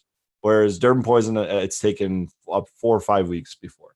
That's due to THC percentage and I think terpene percentage. But I just, I know based on lab results, for example, that Durban Poison and Clementine have very similar terpene profiles, are both incredible sativas. And if I combine them, it's just goes straight to your head. You know what I mean? So like, that's one of those ones where I'm like, Durbantine. Yeah, let's make Durbantine, right? Another example might be like the biochem. I had enough biochem to either run it on its own or mix it with 2 other flavors. Well, biochem, it just doesn't really dump for me in oil. And so I decided to mix it with 2 other flavors. What did I mix it with? Well, I got this lime skunk and the super lemon haze. So I'm going to say chem and lime and chem and lemon. And I entered that chem and lemon. That's what won the hybrid. And the chem and lime was a huge hit at the cup because it was just phenomenal. And Lime that gives you die over that lime terpene, like whatever they lime love. skunk, exotic genetics. Yeah, I work with a lot of exotic stuff, so They're great. Yeah, they're one of my top. I actually do. We were talking about Gorilla Glue before. I have a Space Monkey male that I found that crosses between White Haze and I bet she's gonna be a giver, and an extract making. But it's so crazy because I have all these visions, I make all these seeds, but I'm just one person, and I'm only growing out 2 of each every time. You know what I mean? So it's really tough to be doing what I'm doing, but about to try to scale it up a little bit. I think your Fire and Flames canna in extract would be so unique because it's that purple rock candy terp. Like I haven't smelt that in anything else. I mean, I mean, this is gonna sound braggy, but like every single one of the strains that I've made have a very unique terpene profile. I guess it's just because I've always liked smelly good stuff, and so like I go for smelly good stuff, and it actually always pretty much tends to make. I'm so excited to pop those. Good stuff. What are you dabbing up there, Scobo? Yeah, what is that? Got an old school vaporizer. Getting those terp for real. I got a question for Vergoli. Do the strains have to be ran together, or can you just keep an inventory of terp jars and mix them up that way? Just an endless toolbox for your recipes. Oh, you definitely could. I've thought about that, and I've never been able to hold on to them long enough to do anything like that. So I've had requests to do like the HTFSC carts or live resin carts, if you will, of just the terpene portion. And I've thought about, if I wanted to go the route of making vape pens, this is what I would do. I would take the THC that crashes out. I would distill that because it's just high THC. You've taken the terpenes out, and then use those terpenes in a whole separate cartridge, because in the process of distilling and decarboxylating your oil to make vape pens, you're killing the terpenes. So if you can pull them out first, then you've got a whole nother product on the side. But no, I've just never kept them around long enough to do that. I've always just mixed them in my materials column.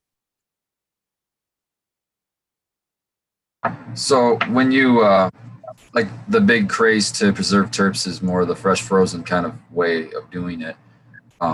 Is that when you do fresh frozen, do you find that you preserve more terps? You get like just a higher volume of terps over drying it and curing it? Because in my mind's eye, and I could be completely wrong, but in my mind's eye, I love playing with harvest windows to get different flavors. I mean, slight, but you get different flavors, different smells sometimes depending on the harvest window. So I only imagine the curing process would do the same thing. If I let something cure for a month, it sometimes completely changes from what it was, the day it went in the jar. That's such an amazing point. Like, do the terps like evaporate or get old and like deteriorate? Because it's like when you hit it fresh, you get all the flavors, and then like after it cures, yes, you get higher and it tastes smoother and all that. But are the terps gone? Like, I want to know. The second you cut that plant, it is basically starting to degrade. It's ripening, but in terms of fresh frozen concentrates or live resin, it is starting to degrade. If you the biggest thing is oxidation. If you allow that material to oxidize, which is essentially just interacting with oxygen, it is going to degrade not only in color but in cannabinoids and especially in terpenes. The process that I do is when I harvest a plant, I strip off all the fan leaves. I do a nice, fairly quickly hand trim to get off anything that doesn't have trichomes on it. And then I chop it into the smallest little nugs I can, basically node by node all the way through the plant. Throw it in a vac seal bag, vac seal it, but don't pull a very deep vac to the point where when you pull it out of the freezer, it's a brick because it'll be unusable at that point. But basically, once you see that bag start to compress, that's when you stop it, manually stop it, seal it, throw it in your freezer, deep freezer, preferably -10 degrees, -40 degrees if you got a real nice deep freezer, maybe even less, something cryo or something. But you basically what you want to do is you want to keep the oxygen away, you want to keep the heat away, and you want to preserve it as if it was coming right off the plant. And then through the process, for example, my closed loop system using hydrocarbons, just using dry ice will get it to like -70 degrees Fahrenheit. And that's enough to keep like the chlorophyll, the fats, the lipids, all those kinds of things behind. So since you're not allowing the cannabinoids or the terpenes to degrade because you're not allowing it to oxidize and you're keeping it frozen, you're basically coming out with this nice light golden, sometimes less than golden, almost clear concentrate. And now there's new methods like CRC, which is color. Someone help me out. Oh man. CRC. I don't know. It's called CRC. Colors something. Talking about the new cryo stuff? I don't think it's cryo, but it's basically like color correction, if you will. Yeah, I know what you're talking about. It's like the color remediation or color something. remediation. That's what it is. Color remediation, and that basically takes out even more impurities. And if you look at 5-star, 5-star MMP, 5-star XRX MMP, something like that on Instagram with the underscores in between. He's been doing it recently. He's a great extractor out of Michigan.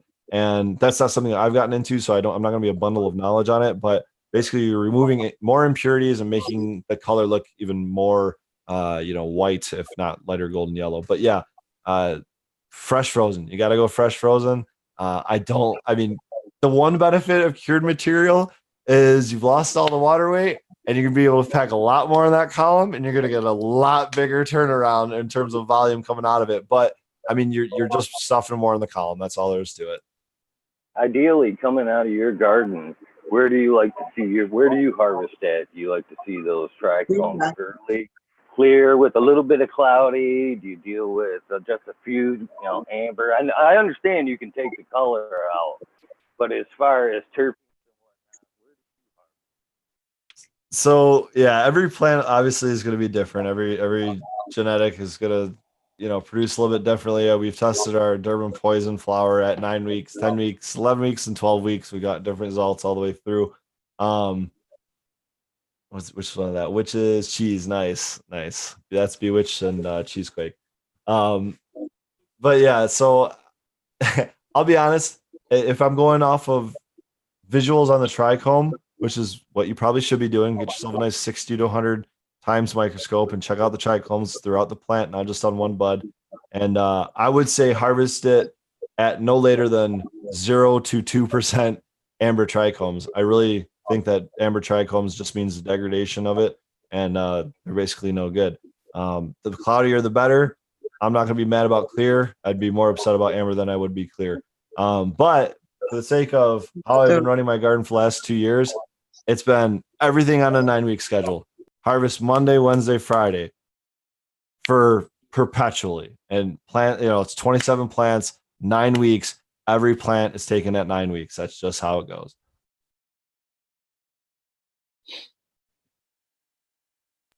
Sounds awesome. Yeah, I don't like to see a lot of amber because that to me just means just more of a heavy high. And like most people don't want that. Anyway.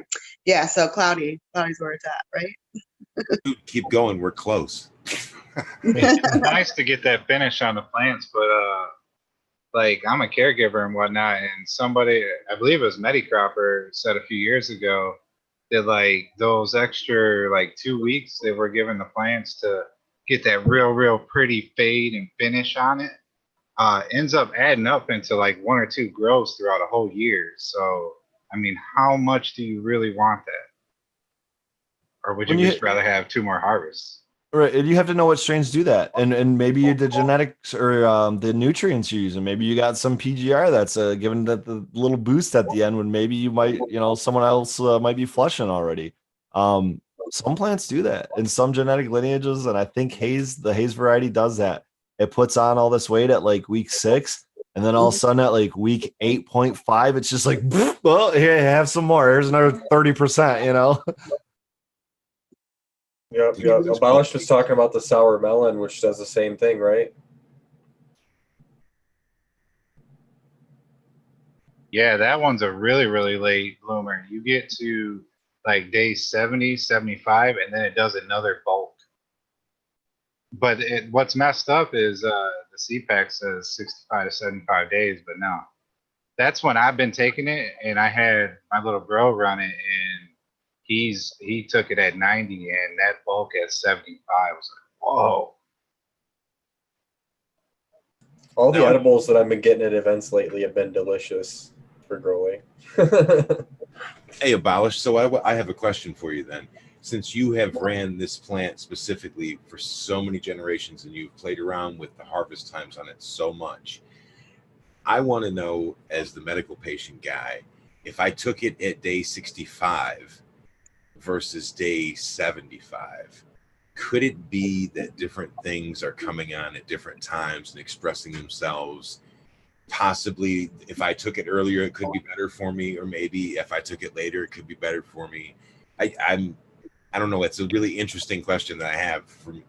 I want to know if you know that or yeah. That's what I was kind of telling you earlier, because everybody doesn't know Skibble has a cut of the OG now, and he was telling me what he actually needed it for, and I was letting him know, let it run till the 10 weeks if you can, because the longer you let it go, the more narcotic effect it has in it. And the terps can get the orange terp that we were all talking about. Orange is actually the dominant terp in the OG, believe it or not. It's just it has cinnamon and hops mixed into it, so you don't. It's a weird. But anyways, if you take that at that time, you'll get a way more narcotic effect. If you take it early, I don't even say early. If you take it at 56 to 60, you have that 1 to 2% amber trichomes like Fergulli was talking about, and you have a way higher terp level. Like I prefer it at that point. And yeah, and if you let that weed cure, the orange goes away and it actually starts to smell like a foot. You get that's why I have the cheese logo on it. It says it smells like butt cheese. It's amazing though. It is like one of the stoniest, best tasting strains I've tasted in a really long time. That's why I asked for Girly earlier what was a good test result. Oh yeah, Hermit's got them some. Because I just got right over, I think I was right at 2% or 2.1. It was 2.6, okay. Yeah, I mean that's up there. What strain was it? My OG, it's old school cheese cut that was handed down to me. I've been smoking it since I was like 20, and I've been growing it for 9 years now, and I'm 33, so it's getting up there. I don't know how long he had it before me. Especially for something on that side of the lineage. Like I find that more of the citrusy sativa strains are the ones that dump in the terps, or the almost squatty haze varieties, if that makes sense. The OGs and like the chems and stuff like that, the whites, a lot of that kind of end of the spectrum, they have very thick terps. So in terms of weight, they're almost like heavier in weight than they are the citrusy ones, and they're not necessarily more or less in volume. Well, no, they're generally less in volume, but it's like they're just heavier. It's kind of hard to explain because if I poured them out, it would be like pouring out like like yogurt, Whereas if I pour out like the clementine terps, it's like pouring water, you know? So it's just more dense, like. Yeah, it's kind of bizarre. And you know, and again, when you pull the THC out, say again? Someone was asking earlier if you always do mixes 50-50, and I think this is kind of part of that question is, you know, does the thicker one have more flavor, so you use less of that in a combination? Thicker one have more flavor. Like thicker terps from say a cheese strain or a white strain, does that have more flavor, and you do mix that a little bit less in concentration with something like clementine? It's not definitely not always 50-50. I did one recently that was at 80-20, and technically 81-19. It's no, like the biochem, for example, that was probably more like a 40-60, the chem and lemon and chem and lime. No, I don't think it has to do with the thickness or viscosity of them. How I choose that, it's more honestly, it's again more like what's available to me, or you know, yeah, what I had to work. Let me ask you this: do you think that the thinner terpene strains, or let me rephrase, the thicker, more dense liquids, do you think they contain more THC? Because if in theory that would mean they would have had like thicker trichomes and whatnot, right? So, I mean, I don't know. That's just my thinking. Generally, well, no, it's just because okay. So, for example, our grapefruit Durban and our Star Killer are two of our highest THC lab tested plants, but the Star Killer terps are real thick, and the grapefruit Durban are real more on the thin side. So I don't think it has anything to do with THC necessarily. Now, again, like I haven't like fully. It takes months to fully crash out those terpenes. I mean, you can continue to crash out diamonds out of these terpenes. Pour it off, crash out, pour it off, crash out. Do it over the course of a couple months, and you'll probably get to something that's like a 80% terpene thing. We're really getting only to that 10 to 12%. Yeah, going into like that 10 to 12% range tops, with the terpenes by volume. It's hard to say though, because I've never I have tested just the terpene portion, but I've only done it like once or twice. So I don't have a whole lot of data when it comes to that. But I know there's still probably 40 to 55% THC in that terpene portion, if I only crash it out once. But I don't think viscosity has too much to do with that. Hey, can I ask you this? Out of the different terp profiles that exist, which do you find tend to be lost the quickest after harvest? Definitely the thinner ones, just because they can spread out more. So like the citrus, I feel like citrus terps tend to lose their nose a little quicker than some of the other stuff in our garden. I think they change. They certainly change quicker. Well, they definitely do that. Yeah, because I've had clementine. Actually, I had this clementine half gram that I pulled out that was like, it had to be at least a year old, and it smelled like toothpaste to me. I'm like, this doesn't smell anything like oranges. It smells like straight toothpaste, but it just hasn't been opened in a year, So, but it's just been sitting there at probably like 80 degrees for a year, So did you smoke it? Oh hell yeah, that's gone now. I had to make sure it actually was toothpaste. I have a funny story. We usually do 1 or 2 outdoor plants every year, and when it comes time to harvest, we just hang them up in the garage. Well, this last year we went and we were hanging up our harvest, and we noticed that we had some hanging from the year before. So we're talking about an uninsulated garage. So you're talking heat in the summertime, cold in Michigan, cold in the wintertime. And here's this stuff that looks like Mexican dirtweed. It's brown, it's shriveled up, it smells like fall leaves, ugh. But we smoked it anyway, and oh my God, did it destroy us. It was just like, made us want to go right to sleep. It must have been pure CBN. I don't know. Or I mean, it's just, that's the thing. THC is THC. It's still gonna mess you up. The terpenes are gonna give it its flavor and its aroma and the modulating effect. But I mean, I've had that kind of Mexican, whatever, brickweed, whatever you want to call it. That's just no bueno, and it'll fuck you up, man. They found what 2,000-year-old weed in a Chinese tomb, and they found active trichomes and CBD, like active THC and CBDs in the trichomes. I was having a conversation with somebody recently. I don't remember who it was, and we were talking about the old school smoke that used to come through in the late 80s and the early 90s. And everybody always wants to make fun of it, and they talk shit about it. Oh, that's brickweed. You know what, though? Even though it was like mystery bud, and it was, the downtown Julie Brown, it had its own certain high to it that you just don't really find in a lot of the work that's coming out these days, in flower form, that is. What do you find it in another format? You can get it on, like, right now I have it from a combination of the edible, crushing this drink, smoking through the whole stream, dab, and everything else.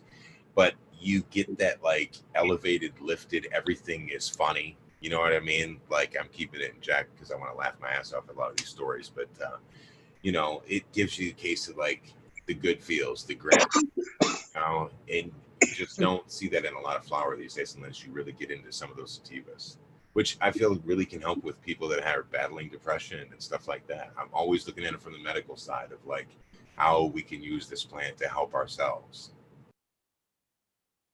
Yeah, that blue cough that I have, my dad told me that it reminded him of the old Acapulco Gold back when he was growing up, and it's that kind. He said he likes the weed that makes him want to get up and dance, and that that's one of the best freaking compliments I've ever had on any. You know what I mean? Just something like that from your own father.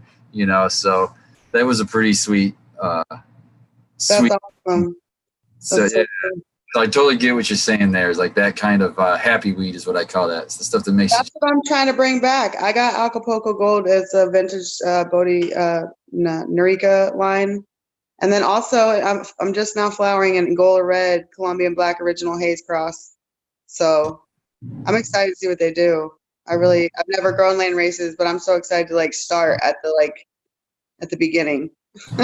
Well, I don't know if they've already told you, but at that sesh, I handed off some Durban poison that my sister had gifted me that she's been keeping since the 90s.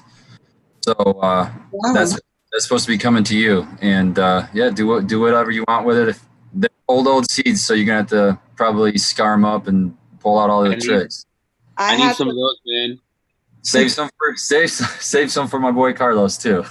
I got some lab testing. Let's go. I like to. I actually popped some 15-year-old Purslane haze that I got them to shoot tails, and then don't even make me feel any worse. But when I put them in soil, I fucked them up. They never came up. But I got them to pop tails, so I know I can do it. Canna Queen, I have your Queen White Haze. I'm a hazes for daisies dude. I'm a haze girl. Yeah. Right now, shout out to a fellow Michigan seed breeder to Silver Squirrel Farms. I recently popped his Keweenaw Copper crossed with Panama Red that he's calling Keweenaw Red. So that's like an interesting throwback strain that I'm hoping to find maybe some of those elevated old school feelings, man. Yeah, let's bring it back. Let's bring back the happy weed. When Neville died, everybody wanted to start. It was like there was the haze revolution jumped out as everybody was either hating on it, talking about what kind of trash it was, or people were saying it was the best thing ever. And I just want to see how many people are still working with it, man, because there's a lot of medicine in there that can help a lot of people if you just sift through it. There's so many different hazes that you can find something that if you feel down and you just want to feel a little energy, you want to get a better mood, man, check into it, man. There's hazes. Well, like I'm just gonna go ahead and say, like, everybody thinks that it's just gonna be this easy thing to like pop some seeds and find the one and then cross it and then like you have your whatever strain. But if you're really phenol hunting and you're really trying to find the stable ones that are either somewhat resistant to something or have a certain level of THC, like for a reason, for something, you know what I mean? Like it's just aimless, I guess. I don't know. Takes a long ass time. It does, and it takes dedication, and I just feel like people are a lot of people, I'm not talking for all people, but a lot of people are just lazy. They don't want to put in the work. And it's like, I don't know. I don't know why you wouldn't want to with this plant. Like she's always proving you something new every day. What portion? Go ahead. Sorry, I was just gonna say, Candy Queen, you made me think of something. What portion? And unfortunately I didn't have the chance to really walk around and take a look. That's why I'm going to ask you guys. What portion of the flower at the Cannabis Cup do you think was just repackaged as something else? You mean flower with a different name, or flower from a different place, or? Yes and yes. I'll put it to you this way: the best flower that I smoked at the cup didn't come from a booth. Yeah, I was just gonna say I didn't smoke any flower from any booth. I did a couple. I think I did a dab in a vape pen or something, but yeah, I didn't smoke any. But I don't. It's so weird. I'm a snob. Like I don't trust people. Like I don't want to smoke their. I don't know where it came from. Sequence. Show me those lab results. I am on the same boat. I think there's a lot of stock in Mylar bags today, as opposed to what's inside the bag. You know, and those tariffs, man, those tariffs got us on our jars. I'm not gonna lie. You know, they're all making a lot of buco bucks because they're like, I remember about 2-3 years ago when I started really like upping my orders of jars every once in a while, you know, maybe once a quarter or something like that. And they're like, can we ask what you're using these for? And I'm like, yeah, it's not makeup. And they're like, is it the cannabis industry? I'm like, yep. And they're just like, that's like a bigger portion of our business than anything else now. Like, I believe it. And it's legal. Mm-hmm. And I wonder how much of that is just never even taken into account when they're pulling these numbers about like out of, you know, Colorado or out of California or wherever, and they're saying cannabis, you know, generated.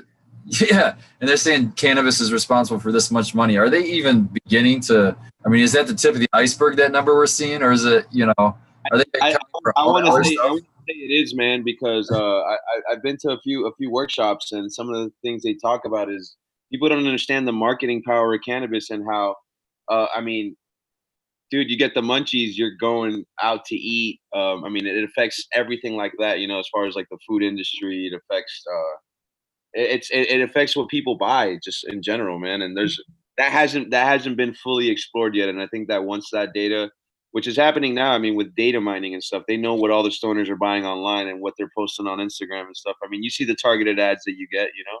Think about the advancement in not only plant science, but like LED technology and stuff like that. All these, and then that's just one example, one very direct example. I mean, look at the LED lights on the wall behind me. You don't think that the grow industry had something to do with that, guys? Come on. Like the ancillary businesses are so key to this. It's not just growing. It's not just having a dispensary. It's not just running a lab or, you know.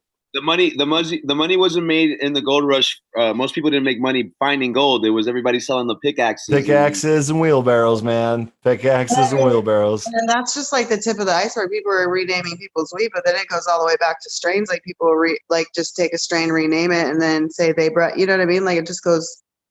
It goes with anything. We've had issues with that, and I think it's due to the fact that, I mean, during the black market days, man. I mean, this was hush hush. There was no receipts for any of this. Nobody was writing any of this history down. It's all stoners pretty much trying to remember the hearsay from years and years. And I mean, you know, our memory isn't the greatest sometimes.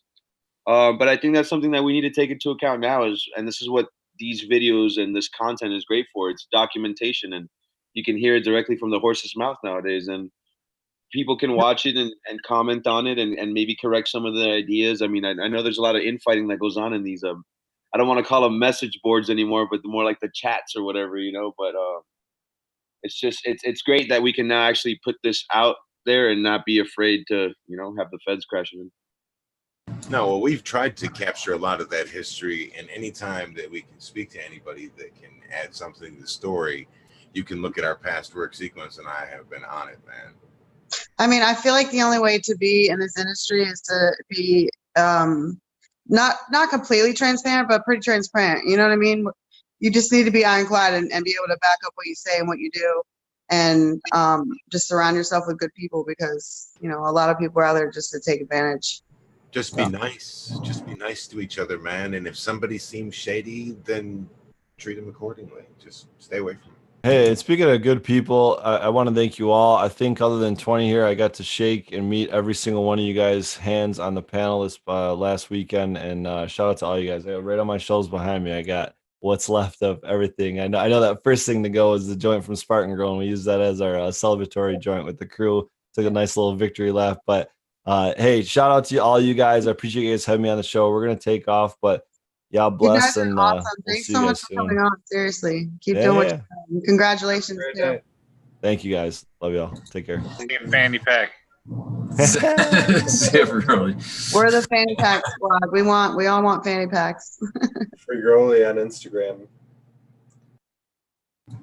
And I think what we were talking about, you know, just to slide right in on that and pretty much support what you guys have been saying is, you know, I think all those things is just the reason why we should go back to like the grassroots kind of thing, what we're doing here. We've started out kind of a mission-centric thing, and, you know, and now we're meeting at events, and it's more, it feels like a more local, like a town fair kind of a thing, more than going to a giant event. And, you know, that stuff, it's like you got a whole network of people that you can trust. I mean, it's just a great, wonderful gift, really. And, you know, if everyone could do this, I think it's a hell of a lot better than trying deceit and lies and all that stuff. I mean, it's just everybody benefits in this kind of situation over that kind of situation where there's always a loser. Yeah, and everybody is quick to step over the next person, and that's not the type of people that we are or that we surround ourselves with. And I don't know, like we all found each other, so let's take over the world now. No, I like to think a little bigger than most, and after these past 2 weekends, all I'm saying is we should probably start our own event and get our group of extended friends together and host our own little event and figure out how to do that. I'm sure we can easily find somewhere to have the event, and with our group of friends have plenty of really cool vendors that are about the community, and I think that would be really sick, man. Yeah, we've actually thought about An that idea. and been talking about it, yeah, behind the scenes. yeah, we've been discussing it. I mean, I am the facilitator extraordinaire, so we can definitely get it together for sure. So maybe in the near future, we might be working on something like that.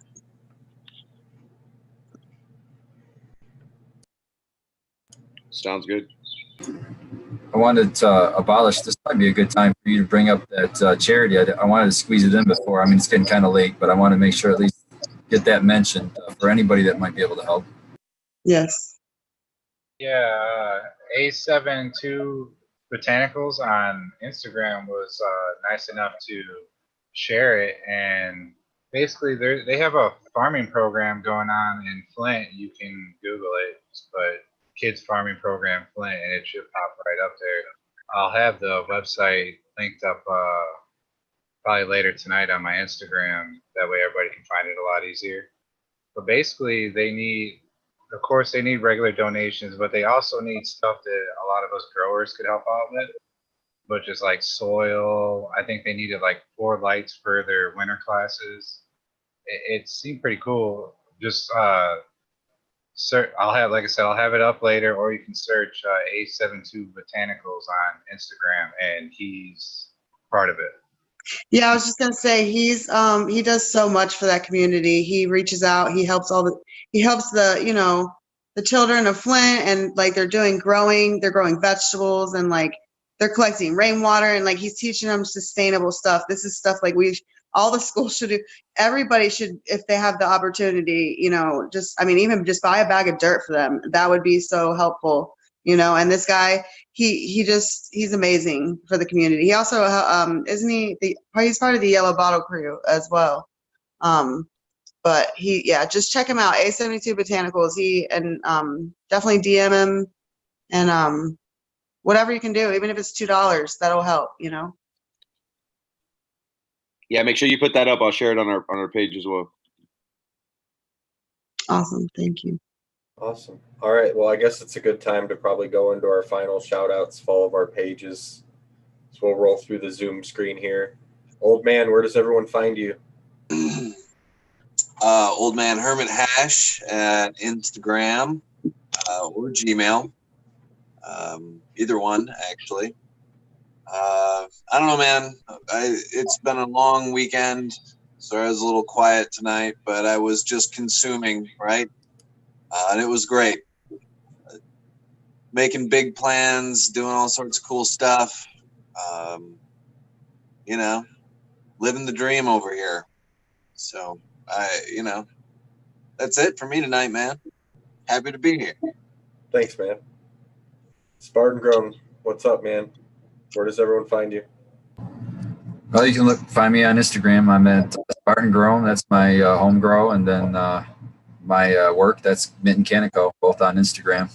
But I just want to thank Abolished again for my wonderful high today. I just polished off the last of your Abolished OG. It didn't last a day, man. Sorry, I couldn't believe it.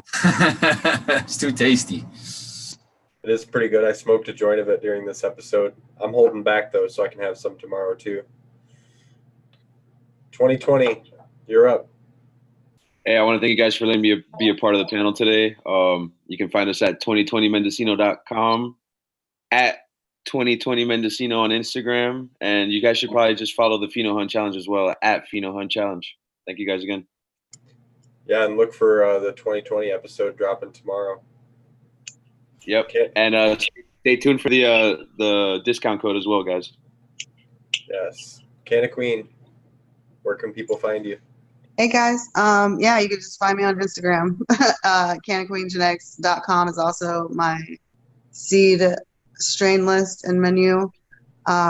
Just shout out to everybody. I had the most amazing weekend. I appreciate each and every one of you and what you bring to the table. And thanks for having me on the show tonight. I really appreciate it. It was fun. I really had a good time. We did too. I think I can speak for everyone on that. Abolished, what's up? You know, I got to shout out all you guys, definitely, because over like even all the way back to Kushstock, just all the compliments you've been giving me on the stuff that I've done and all that, like you're gonna make a girl cry, you know.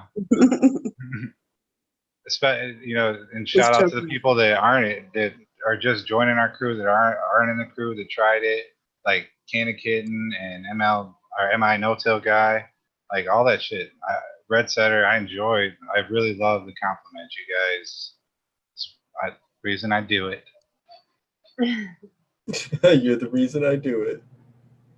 Yeah, it's been really great getting to get together with everyone in person. And like he said, you know, making up our little goodie bags and things like that, you know, we were just excited for you all to try everything and give us that feedback and stuff. Because we respect all of your opinions so much. So yeah, it's been a great 2 weeks. It's gonna be kind of sad now because there's not really anything planned, at least right away. Yeah, not right away. I'm just glad I might have a chance to grow some flowers so I can share something. Yeah, I should have some for the next event. Eagle, where do we find you?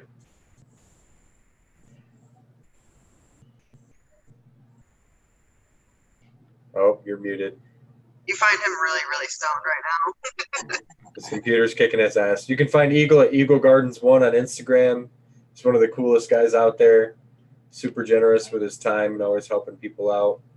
He's got that kick-ass Myers Now dryer. He was sharing bud with us from that thing at Cup, and it's incredible. So I apologize. He's old and computers are hard. Scobo can speak on that. Scobo, what's up? I know how to unmute myself. I got it. Eagle over there. Damn, we're going to come back at you after me, all right? So what I want to do is I'm looking at the panel, and I want to thank each one of you because you have made the last 2 weekends super fun for me. We really had a good time. We got to sample a lot of things from a lot of people, and it's just always great to hang around your friends.